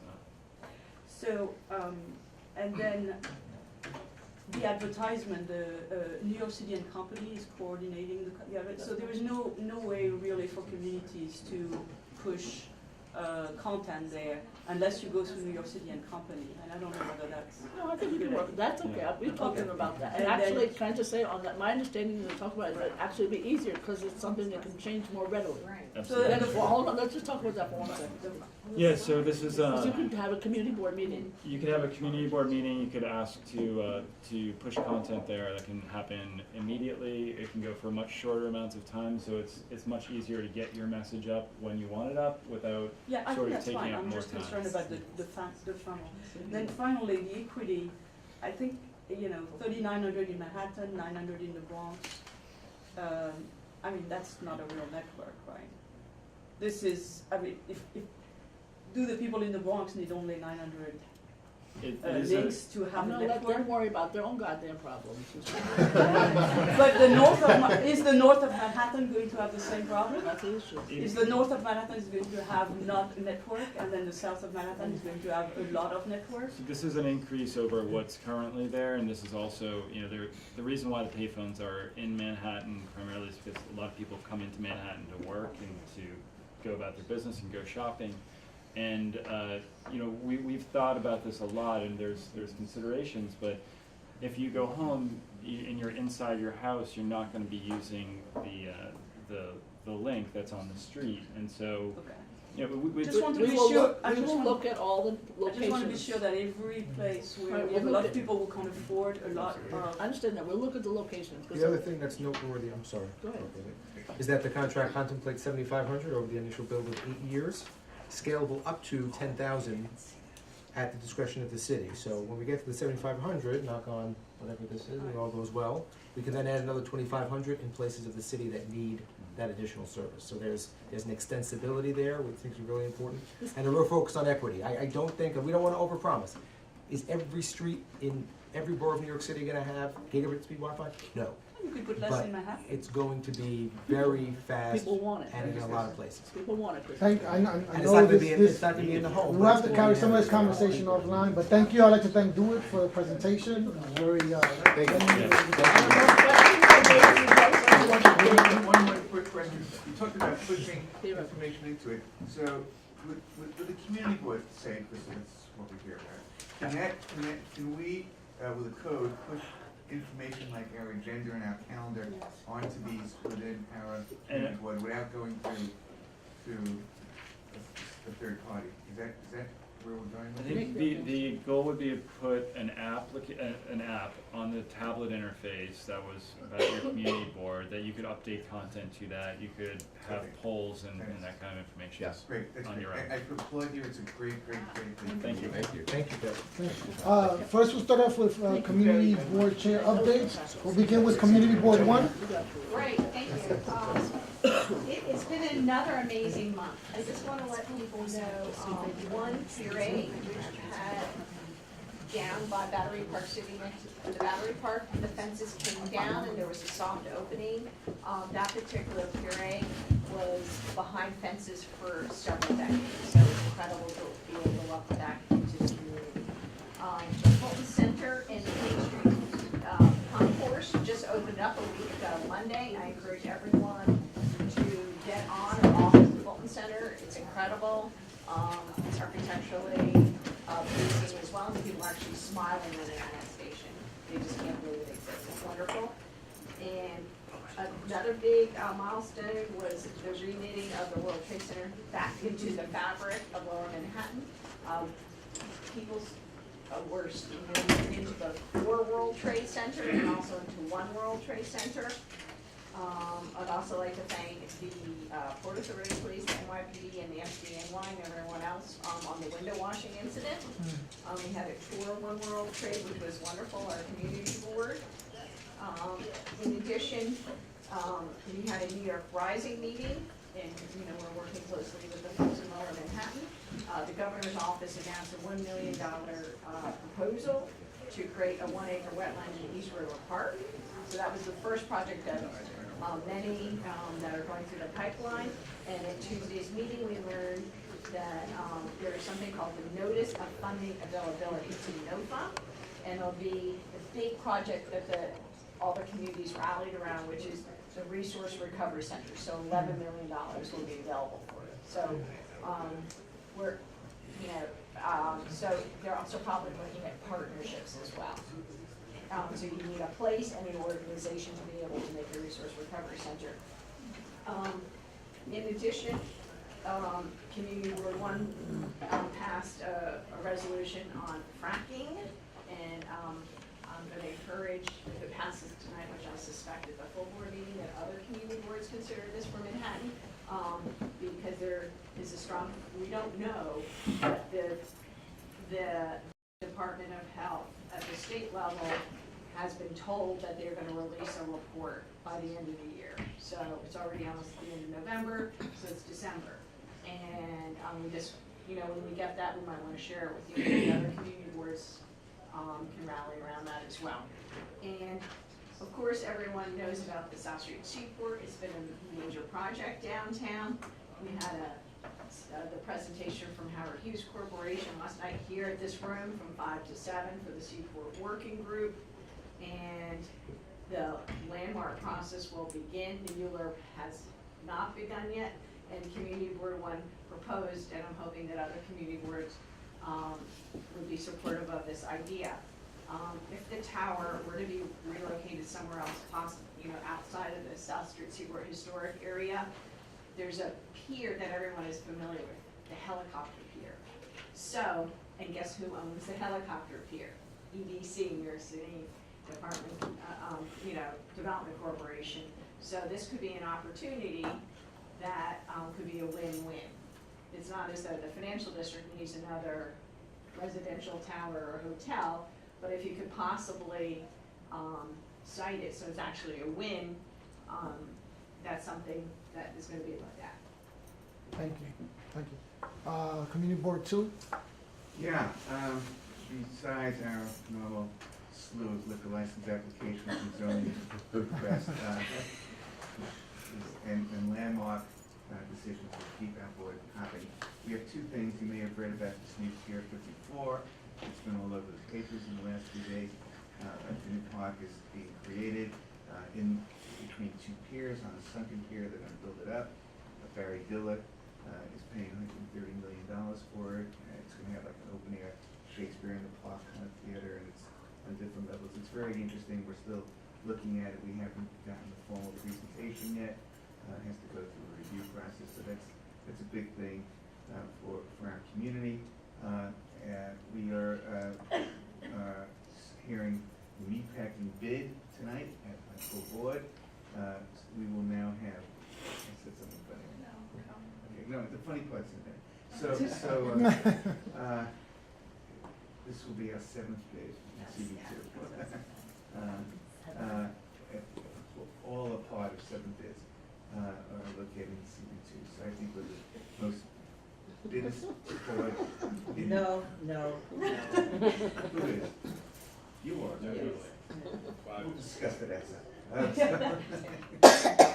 well, then I cede my title to board 6. 5. And as you probably know, this is my last borough board. We're going to have a new chair at CB2, and it's actually amazing. For the first time, it's a very competitive election. We have 8 people running for contested seats. We have 3 for my seat, and 5 people are running for first and second vice chair. Unheard of. So we don't have competitive elections. You made it look too easy. I made it look too easy, and some of them are more obvious who's going to win or not. But for chair, it's really going to be very close. So I don't know who's going to be. So you'll know next month. Rumor has it that you're going to be serving a hot and cold buffet breakfast moving forward in January. So if you don't want, I'll still be coming for the breakfast. I guess the funder leaked the rumor. Well, rumor had it anyway. So I say goodbye to all my colleagues. It's been an amazingly wonderful experience being chair of CB2. In our bylaws, you have to skip a year, then you can go back. I don't know if that's where I'm heading. And working with you and my other colleagues in the city, it's been a real, truly, it sounds like Derek Jeter, but it's really good. It's really been an honor. You're not Derek Jeter? Derek Jeter, because I'm going to be moving into one of these kiosks. So it's nicer than my mom. So I thank you all for a wonderful experience, and I'm sure I'll see you all again sometime.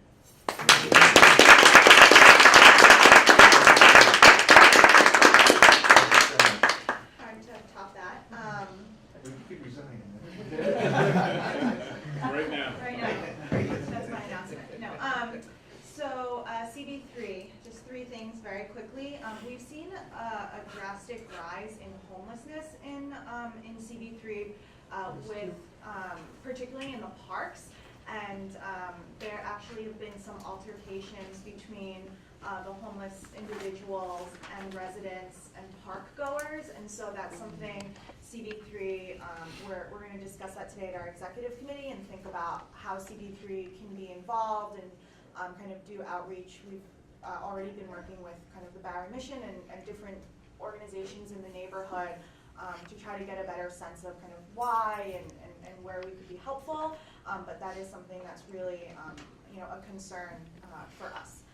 Secondly, on the 24th, so next week from 6 to 8, Rutgers houses on the Lower East Side, F Train East Broadway, their community center, where the Lower East Side Employment Network, as well as the board and all of the elected officials, are hosting a job fair, a job and training fair. So while the Lower East Side Employment Network has Lower East Side in its name, it is a citywide sort of conduit of linking individuals to jobs and training opportunities, and the board has been extremely vigilant about any development projects that come into the board, new businesses that open, encouraging them to partner with the Lower East Side Employment Network. We actually are in a situation where we have more jobs available than people to fill them. They're primarily in 3 industries, construction, hospitality, I forgot the third one, but please, we can send you the flyer, but we're really doing a series of outreach events because a lot of the jobs do require training beforehand, and that is a really integral piece that sometimes is forgotten, and Lesson does both of those things. They'll do training as well as linking to the eventual job placement. And then lastly, we've been working on this for a couple years. We've transitioned from 1 hour money meter parking to 2 hours of money meter parking on Mott Street in the core of Chinatown. So now you can have a meal and shop, so please come down and spend money because you can now park for 2 hours instead of 1. That's big. And so I have to give my props to the mayor's community affairs unit. I know that this went up and down the power chain for quite a while, but Can you still take the subway there? well, we will work on that. But it was a big win for us. So we take the wins where we can get them. That's huge. Thank you. Community Board 4, Christine Bertin. Okay, so as you can see, I'm pretty intense about phone booths, but I think they have a very good product, but it just could have a little improvement. The big news is our new district is we have a new district manager. Oh, that's Jesse. You know that guy. So we are very, very excited. We've been without a district manager for 2 months, and this has been slightly overwhelming for me. And so we are very excited. Last month we approved. We had started a task force for business diversity, and the first phase of that was how do we reduce concentration of business liquor license, and we have adopted a new policy for our district on how to do that, and we have started to implement that with our approvals, and we are very excited about that. The second part of that next year is going to be doing how do we protect mom and pop and keep small businesses. And I will look to all of you to share any ideas you have or any policies you have, and especially anything you have done in your neighborhood so I'll send a note around to get information. We don't want to replicate, we want to imitate good stuff. We have a very large homeless shelter, as well as drug rehabilitation center, which is called BRC, right in the middle of Chelsea. And we have had major problem there with confrontation between the residents and the people walking in the street, being attacked, being harassed. And so we had about, 50 people coming to our last board meeting. Corey Johnson is on the case, but it's a continuing problem, illustrating how bad it is to have too high a concentration in one place, which we were opposing in the first place. We have, and the borough president made a very good letter in the support of removing that. So hopefully we'll get somewhere. we're starting a process with EDC for the creation of a 400 affordable apartment building in a city space on the west side. And it will be we understand it will be part of the first wave of announcement from the mayors of, new RFPs. So we're very excited about that, even though EDC has a process that is not very, community friendly. We're trying to educate them on how to do it in our community. Indeed, we have constant stream of developers coming and asking for exceptions. And we had one little piece of good news. The SLA rejected a request to 4 a.m. closure on the weekend for a restaurant, even though the community board voted in favor of it. But the community pushed so hard, it was a split vote, and the community pushed so hard that the SLA voted against the 4 o'clock. So just wanted to mention that. The board approved it? The board approved it, yes, in a split fashion. A lot of people were not happy about that. So that's pretty much what we are doing. Thank you. Community Board 5? Just for the record, I want to second Christine's concern about the need to be able to remove or move phone booths, or in this case, whatever these kiosks are being called. We struggled for a number of years just trying to get a phone booth out of 7th Avenue, 33rd Street, which was just so congested already. And it was not possible, and DOT told us it's never going to happen. So, and now we're back in the same situation with this contract. Anyway, yeah. Well, so we're in Newark land with one Vanderbilt and Vanderbilt corridor. We're nearing the end of our time. We're actually the task force, which includes Board 1 and my board and Board 6, will be meeting tonight to try to come to a resolution and to create a resolution. We had a public hearing Monday night that was attended by over 200 people. And it's been a challenging process. Thank you. Community Board 6? So I want to thank Wally especially actually for pulling together so many of the public hearing and everything. It was very challenging, and I think you were really instrumental in it. And so we have the resolution that's coming from the task force, and then we're going to be bringing it at our next land use committee meeting, as well as a full board next month. But in addition to that, we also are presenting our East 25th Street. You might remember the sanitation garage where Jesse and I think Susan and a couple others might have walked with us. There's the sanitation garage that's proposed by the Department of Sanitation at East 25th Street, and we engaged BFJ, which I think I mentioned over the summer, to come up with some alternative uses of the space, as well as maybe alternative plans for sanitation garage that maybe would fit better into the community. And so we had a wonderful series of sessions with the community at large, and we got a lot of good feedback. And so we have a almost final plan, and that will be also presented on December 3rd. And lastly, I just really wanted to thank David. He's been a great colleague, and I wish him the best, and I hope that we get to work in another capacity real soon. Well, I'll be on board. Yeah. Thank you, sir. Thank you so much. Community Board 7, Elizabeth Kapoor. Hey, so just a number of people have mentioned the issue of homelessness in their districts. We actually had a meeting earlier this month with Assistant Commissioner Danielle Pagnotta from DHS, and she was fantastic. She came and I don't know if she covers, I think she covers the whole borough, but she and her team literally know each of the individuals by name of the people who are, living on certain parts of the streets on the Upper West Side, and was extremely thorough, gave a great presentation. She talked about the app that DHS has where you can actually report people and the requirements that are put into place for getting individuals off the streets and into shelters, especially with the weather getting colder. So I just want to put our name out there as somebody who was really instructive to us as a board. So just a few things. We were happy to learn yesterday CB7 had put out a resolution last month about a 20-mile-an-hour speed limit for vehicles in Central Park. It was a very contentious issue given the cyclists to his region, the number of fatalities, the cyclists hitting pedestrians, but also just with vehicles. CB7 has come out very strongly over the years to have a vehicle-free Central Park. This, is hopefully a movement in the right direction with the speed limit decreasing to help promote safety in that area. We also launched an inclusive playground task force. We're beginning with the Bloomingdale playground, which is at 104th on Amsterdam. And we were pleased, thanks to Diana for being there and showing support from the Borough President's Office.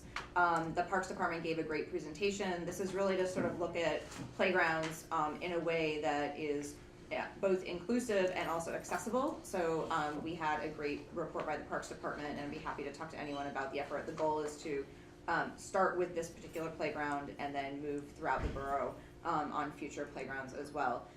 We started live streaming our CB7 full board meetings, which I know Board 6 is sort of the role model for how you do things, but it's a work in progress. I think one of the challenges we're faced with is that we do all of our meetings at different locations throughout the district, and for instance, at one of the locations last month, we had an issue with bandwidth, and we were doing it in a sort of a elderly care facility where if we use the bandwidth for that, then we, the people who were actually living there and paying rent wouldn't be able to have access to Wi-Fi that night.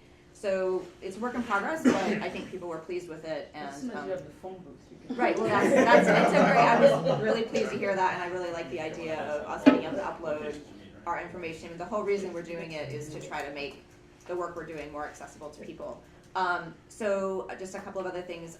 There is a big sort of controversy brewing about a historic church, landmark church at 96th and Summer Park West, Christ Sciences Church that is being renovated and converted into luxury lofts.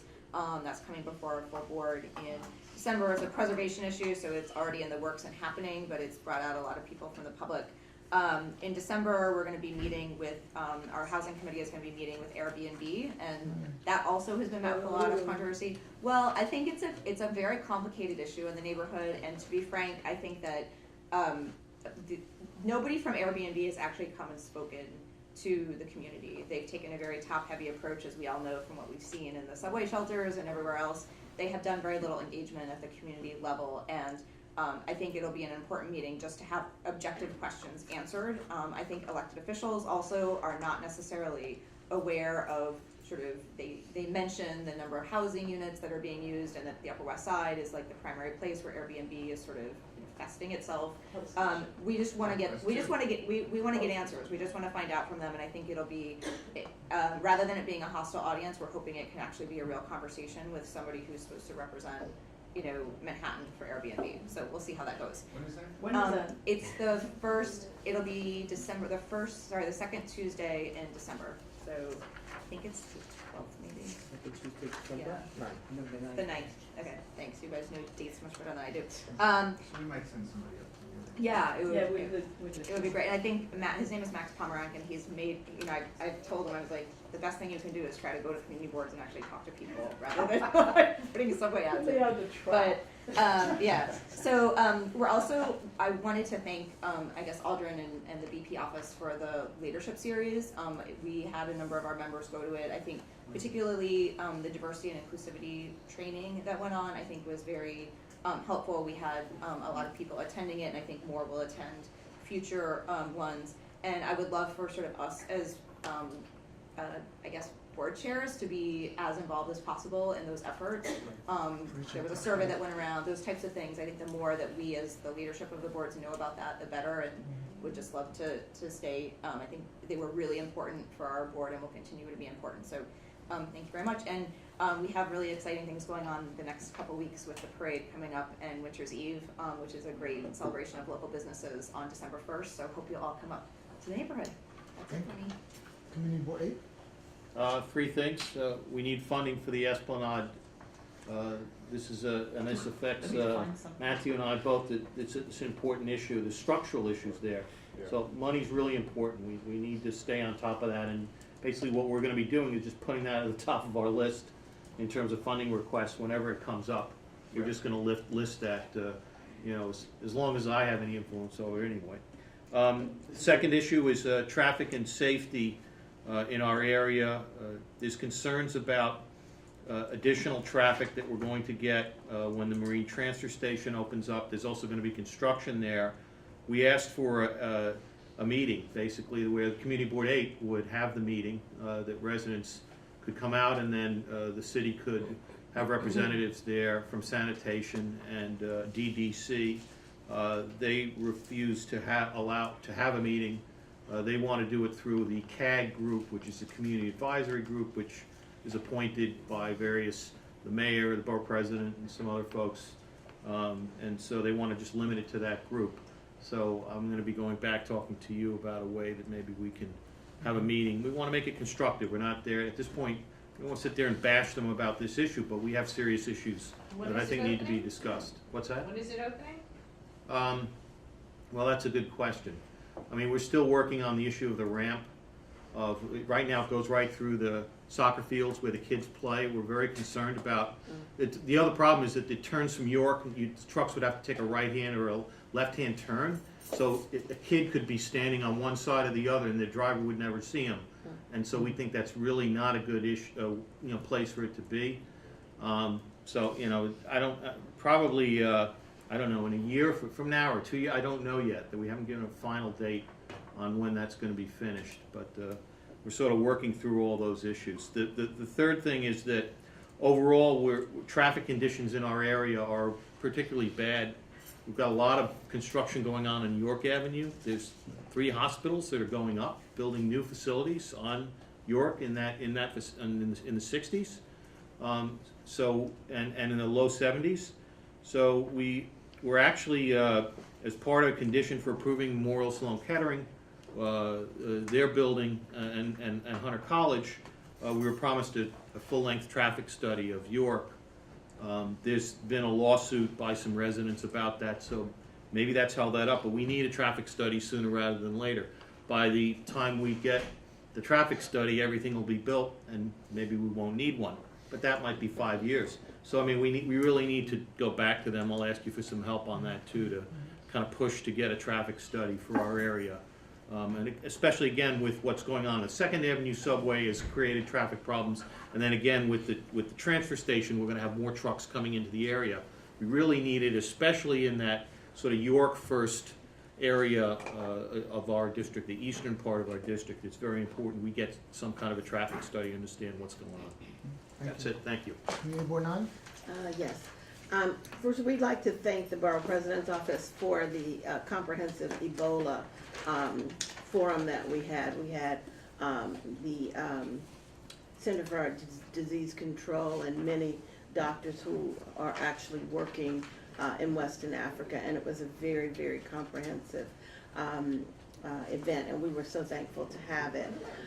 The other thing is I want to agree with Catherine about the fracking, and as chair of the Health Committee for CB9, we were very instrumental in getting the Assembly to push forth legislation to suspend fracking. It's not completely stopped. So I'd certainly... moratorium, right. Right. And so yes. Since the moratorium began, there have been 3 major hurricanes. Right. And, Lee, Sandy, and Irene in upstate, it really impacted. So Right. imagine flooding areas where this fracking is going Right. on, and I don't think that's being included in it.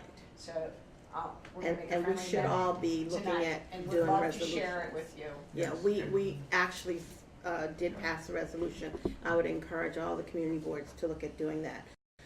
We have started our streetscaping. I don't know how many people have seen the streetscaping for West Harlem.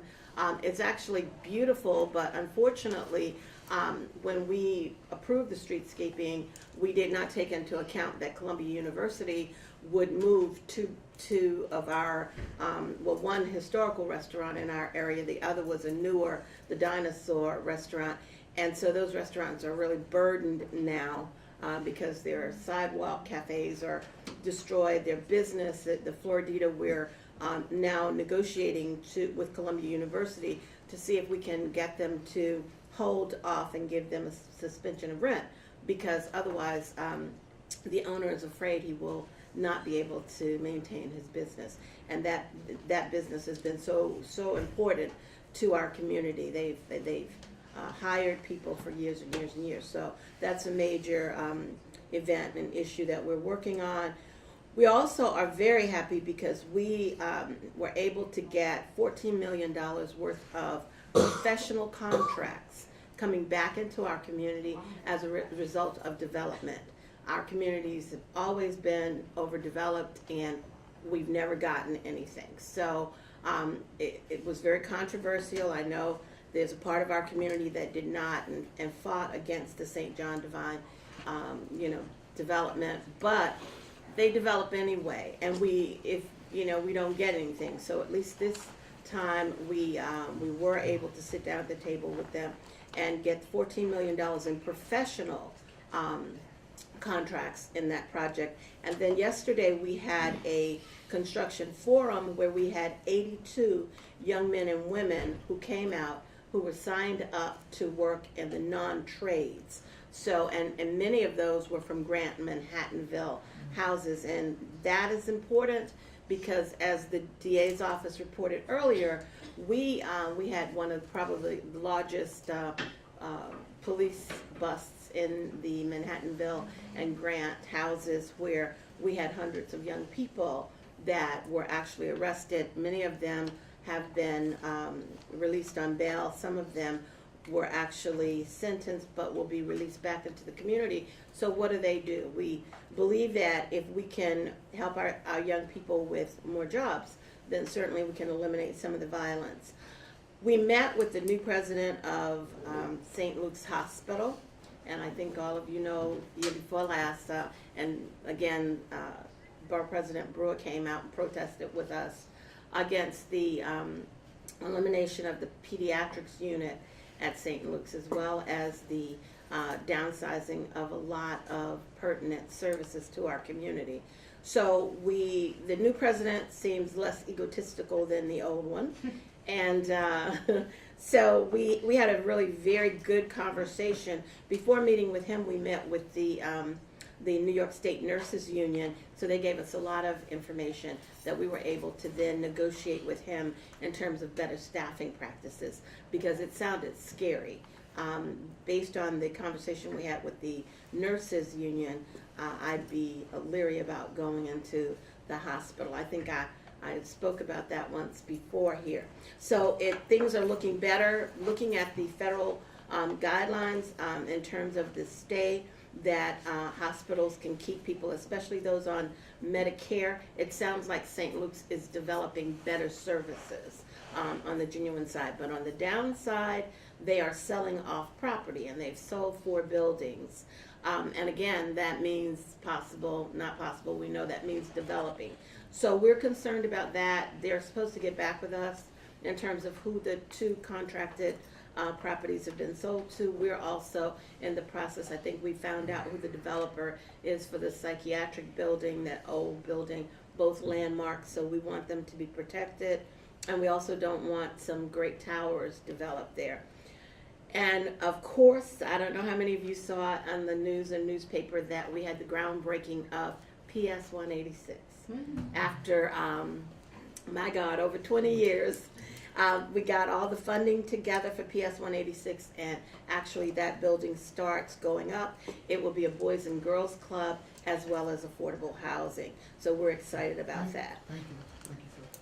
One other thing, thank you. The iPad, did you all agree to, we're looking to get a foundation to give 90 iPads to PS 129, and they were supposed to come meet with you. They met with me, actually. Okay. Yes, they met with me. All right, Good so. meeting. We had a good conversation. Okay, all right, thank you. Community Board 11, Matthew Washington. Yeah, so just to echo what Nick was saying, we certainly need money for the East River Esplanade. We have a number of issues. One of the challenges, and there was a meeting Jesus attended, and the borough president is supporting the removal of the roof structure on Pier 107, which is at 107th Street on the East River. But it would allow for use. That was the Parks Department's biggest safety concern about that site. So removing that and allowing people to access that pier again would be wonderful, and just overall use. There are a number of different issues with sinkholes and other things along the Esplanade that really need to be fixed. And so capital funding, this has become a major priority for our board. One, because utilizing open space is wonderful, but 2, and probably more important, it's just a health and safety issue. And so we just need people to be safe when they're there a lot of trip hazards, and so really needs attention. And so we certainly appreciate the coordination with CBA and Nick and his team, as well as the Borough President's Office and the other electeds who've been engaged in this also. And I'm sure Sandro's looking at some East River Esplanade stuff as well. Also with the Parks Department in Mount Morris Park, there has been an ongoing issue with the fire watchtower that has been funded to be restored, but there are structural issues. It needs to come down. But the Parks Department is going to store it in Fort Totten in Queens in a bunker. People are concerned that it will go there and sit in storage for eternity. And so there have been a lot of concerns. We've been working with Councilmember Linus Dickens on it quite a bit. But people want this structure to return. It has been funded for restoration, and we want to see that happen. And we don't want to just see it sit in a bunker forever, because many projects, many things have been lost in the Parks Department history. So there's just a lot of concern about past history about it. So we want to make sure that that comes back. Also, there's been an ongoing issue with the New York State Nursing Association and Terrence Cardinal Cook Health Center, which is run by the Archdiocese. The nurses have said that there have not been enough nurses in the facility to take care of the patients. It's been a real issue, and they came to us because the Archdiocese wasn't willing to entertain any conversation about how they can alleviate the issue, and so we've been working with them to at least get those conversations started again, because we certainly want those patients to be taken care of. I certainly want to congratulate and thank David for all of his work down at CB2, and we'll miss you in your capacity as chair, but we know that you'll be hanging around for the hot breakfast. And I'll be there. One last thing, and this is sort of fun and exciting. Next month will be the completion of 5 years that I've been chairing the board, and I just want everyone to know I still have the ability to piss off the board members. I've just implemented closing the meeting by roll call vote. I think CB5 CB1 does. was We do it. all right, great. Why There were did you other vote? CBs Why that didn't were marking people who were coming in late and leaving That's great. early, and I loved the idea, so we implemented it. And people So you don't were mark them very when they're grateful. coming in, you mark them when they're leaving? No, you No, do a roll we do call. roll The call. first We do roll call at the resolution and beginning. the last resolution. And then, but we so it's not just the resolution. So we adjourn by roll call.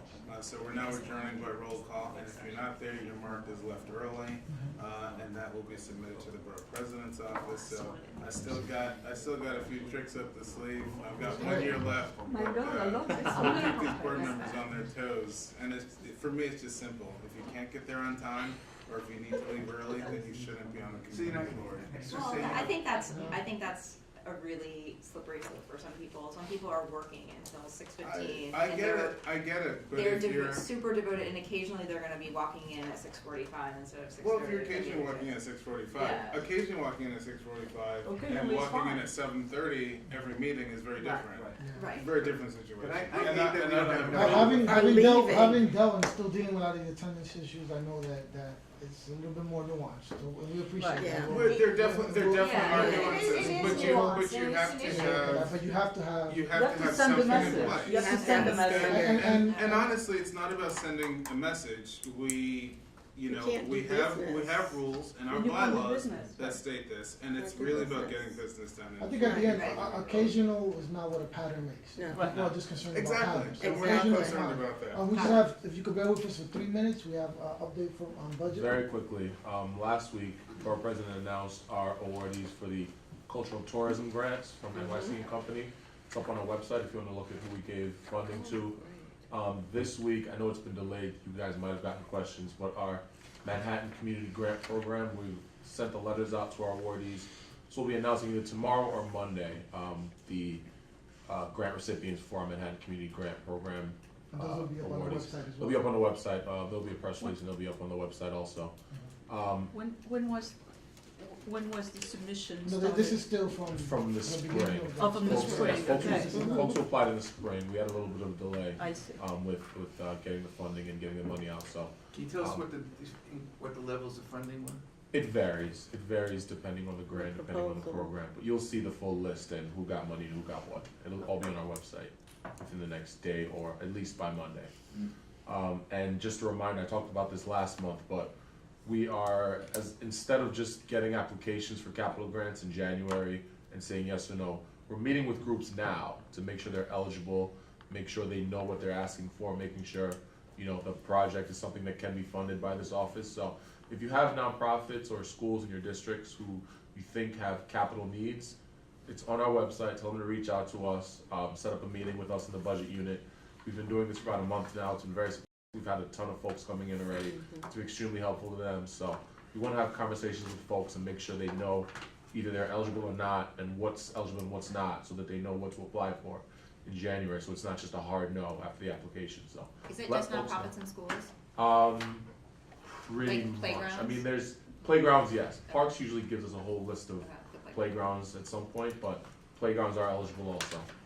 So if you have folks with capital needs, tell them to reach out and come meet with us and talk about their needs.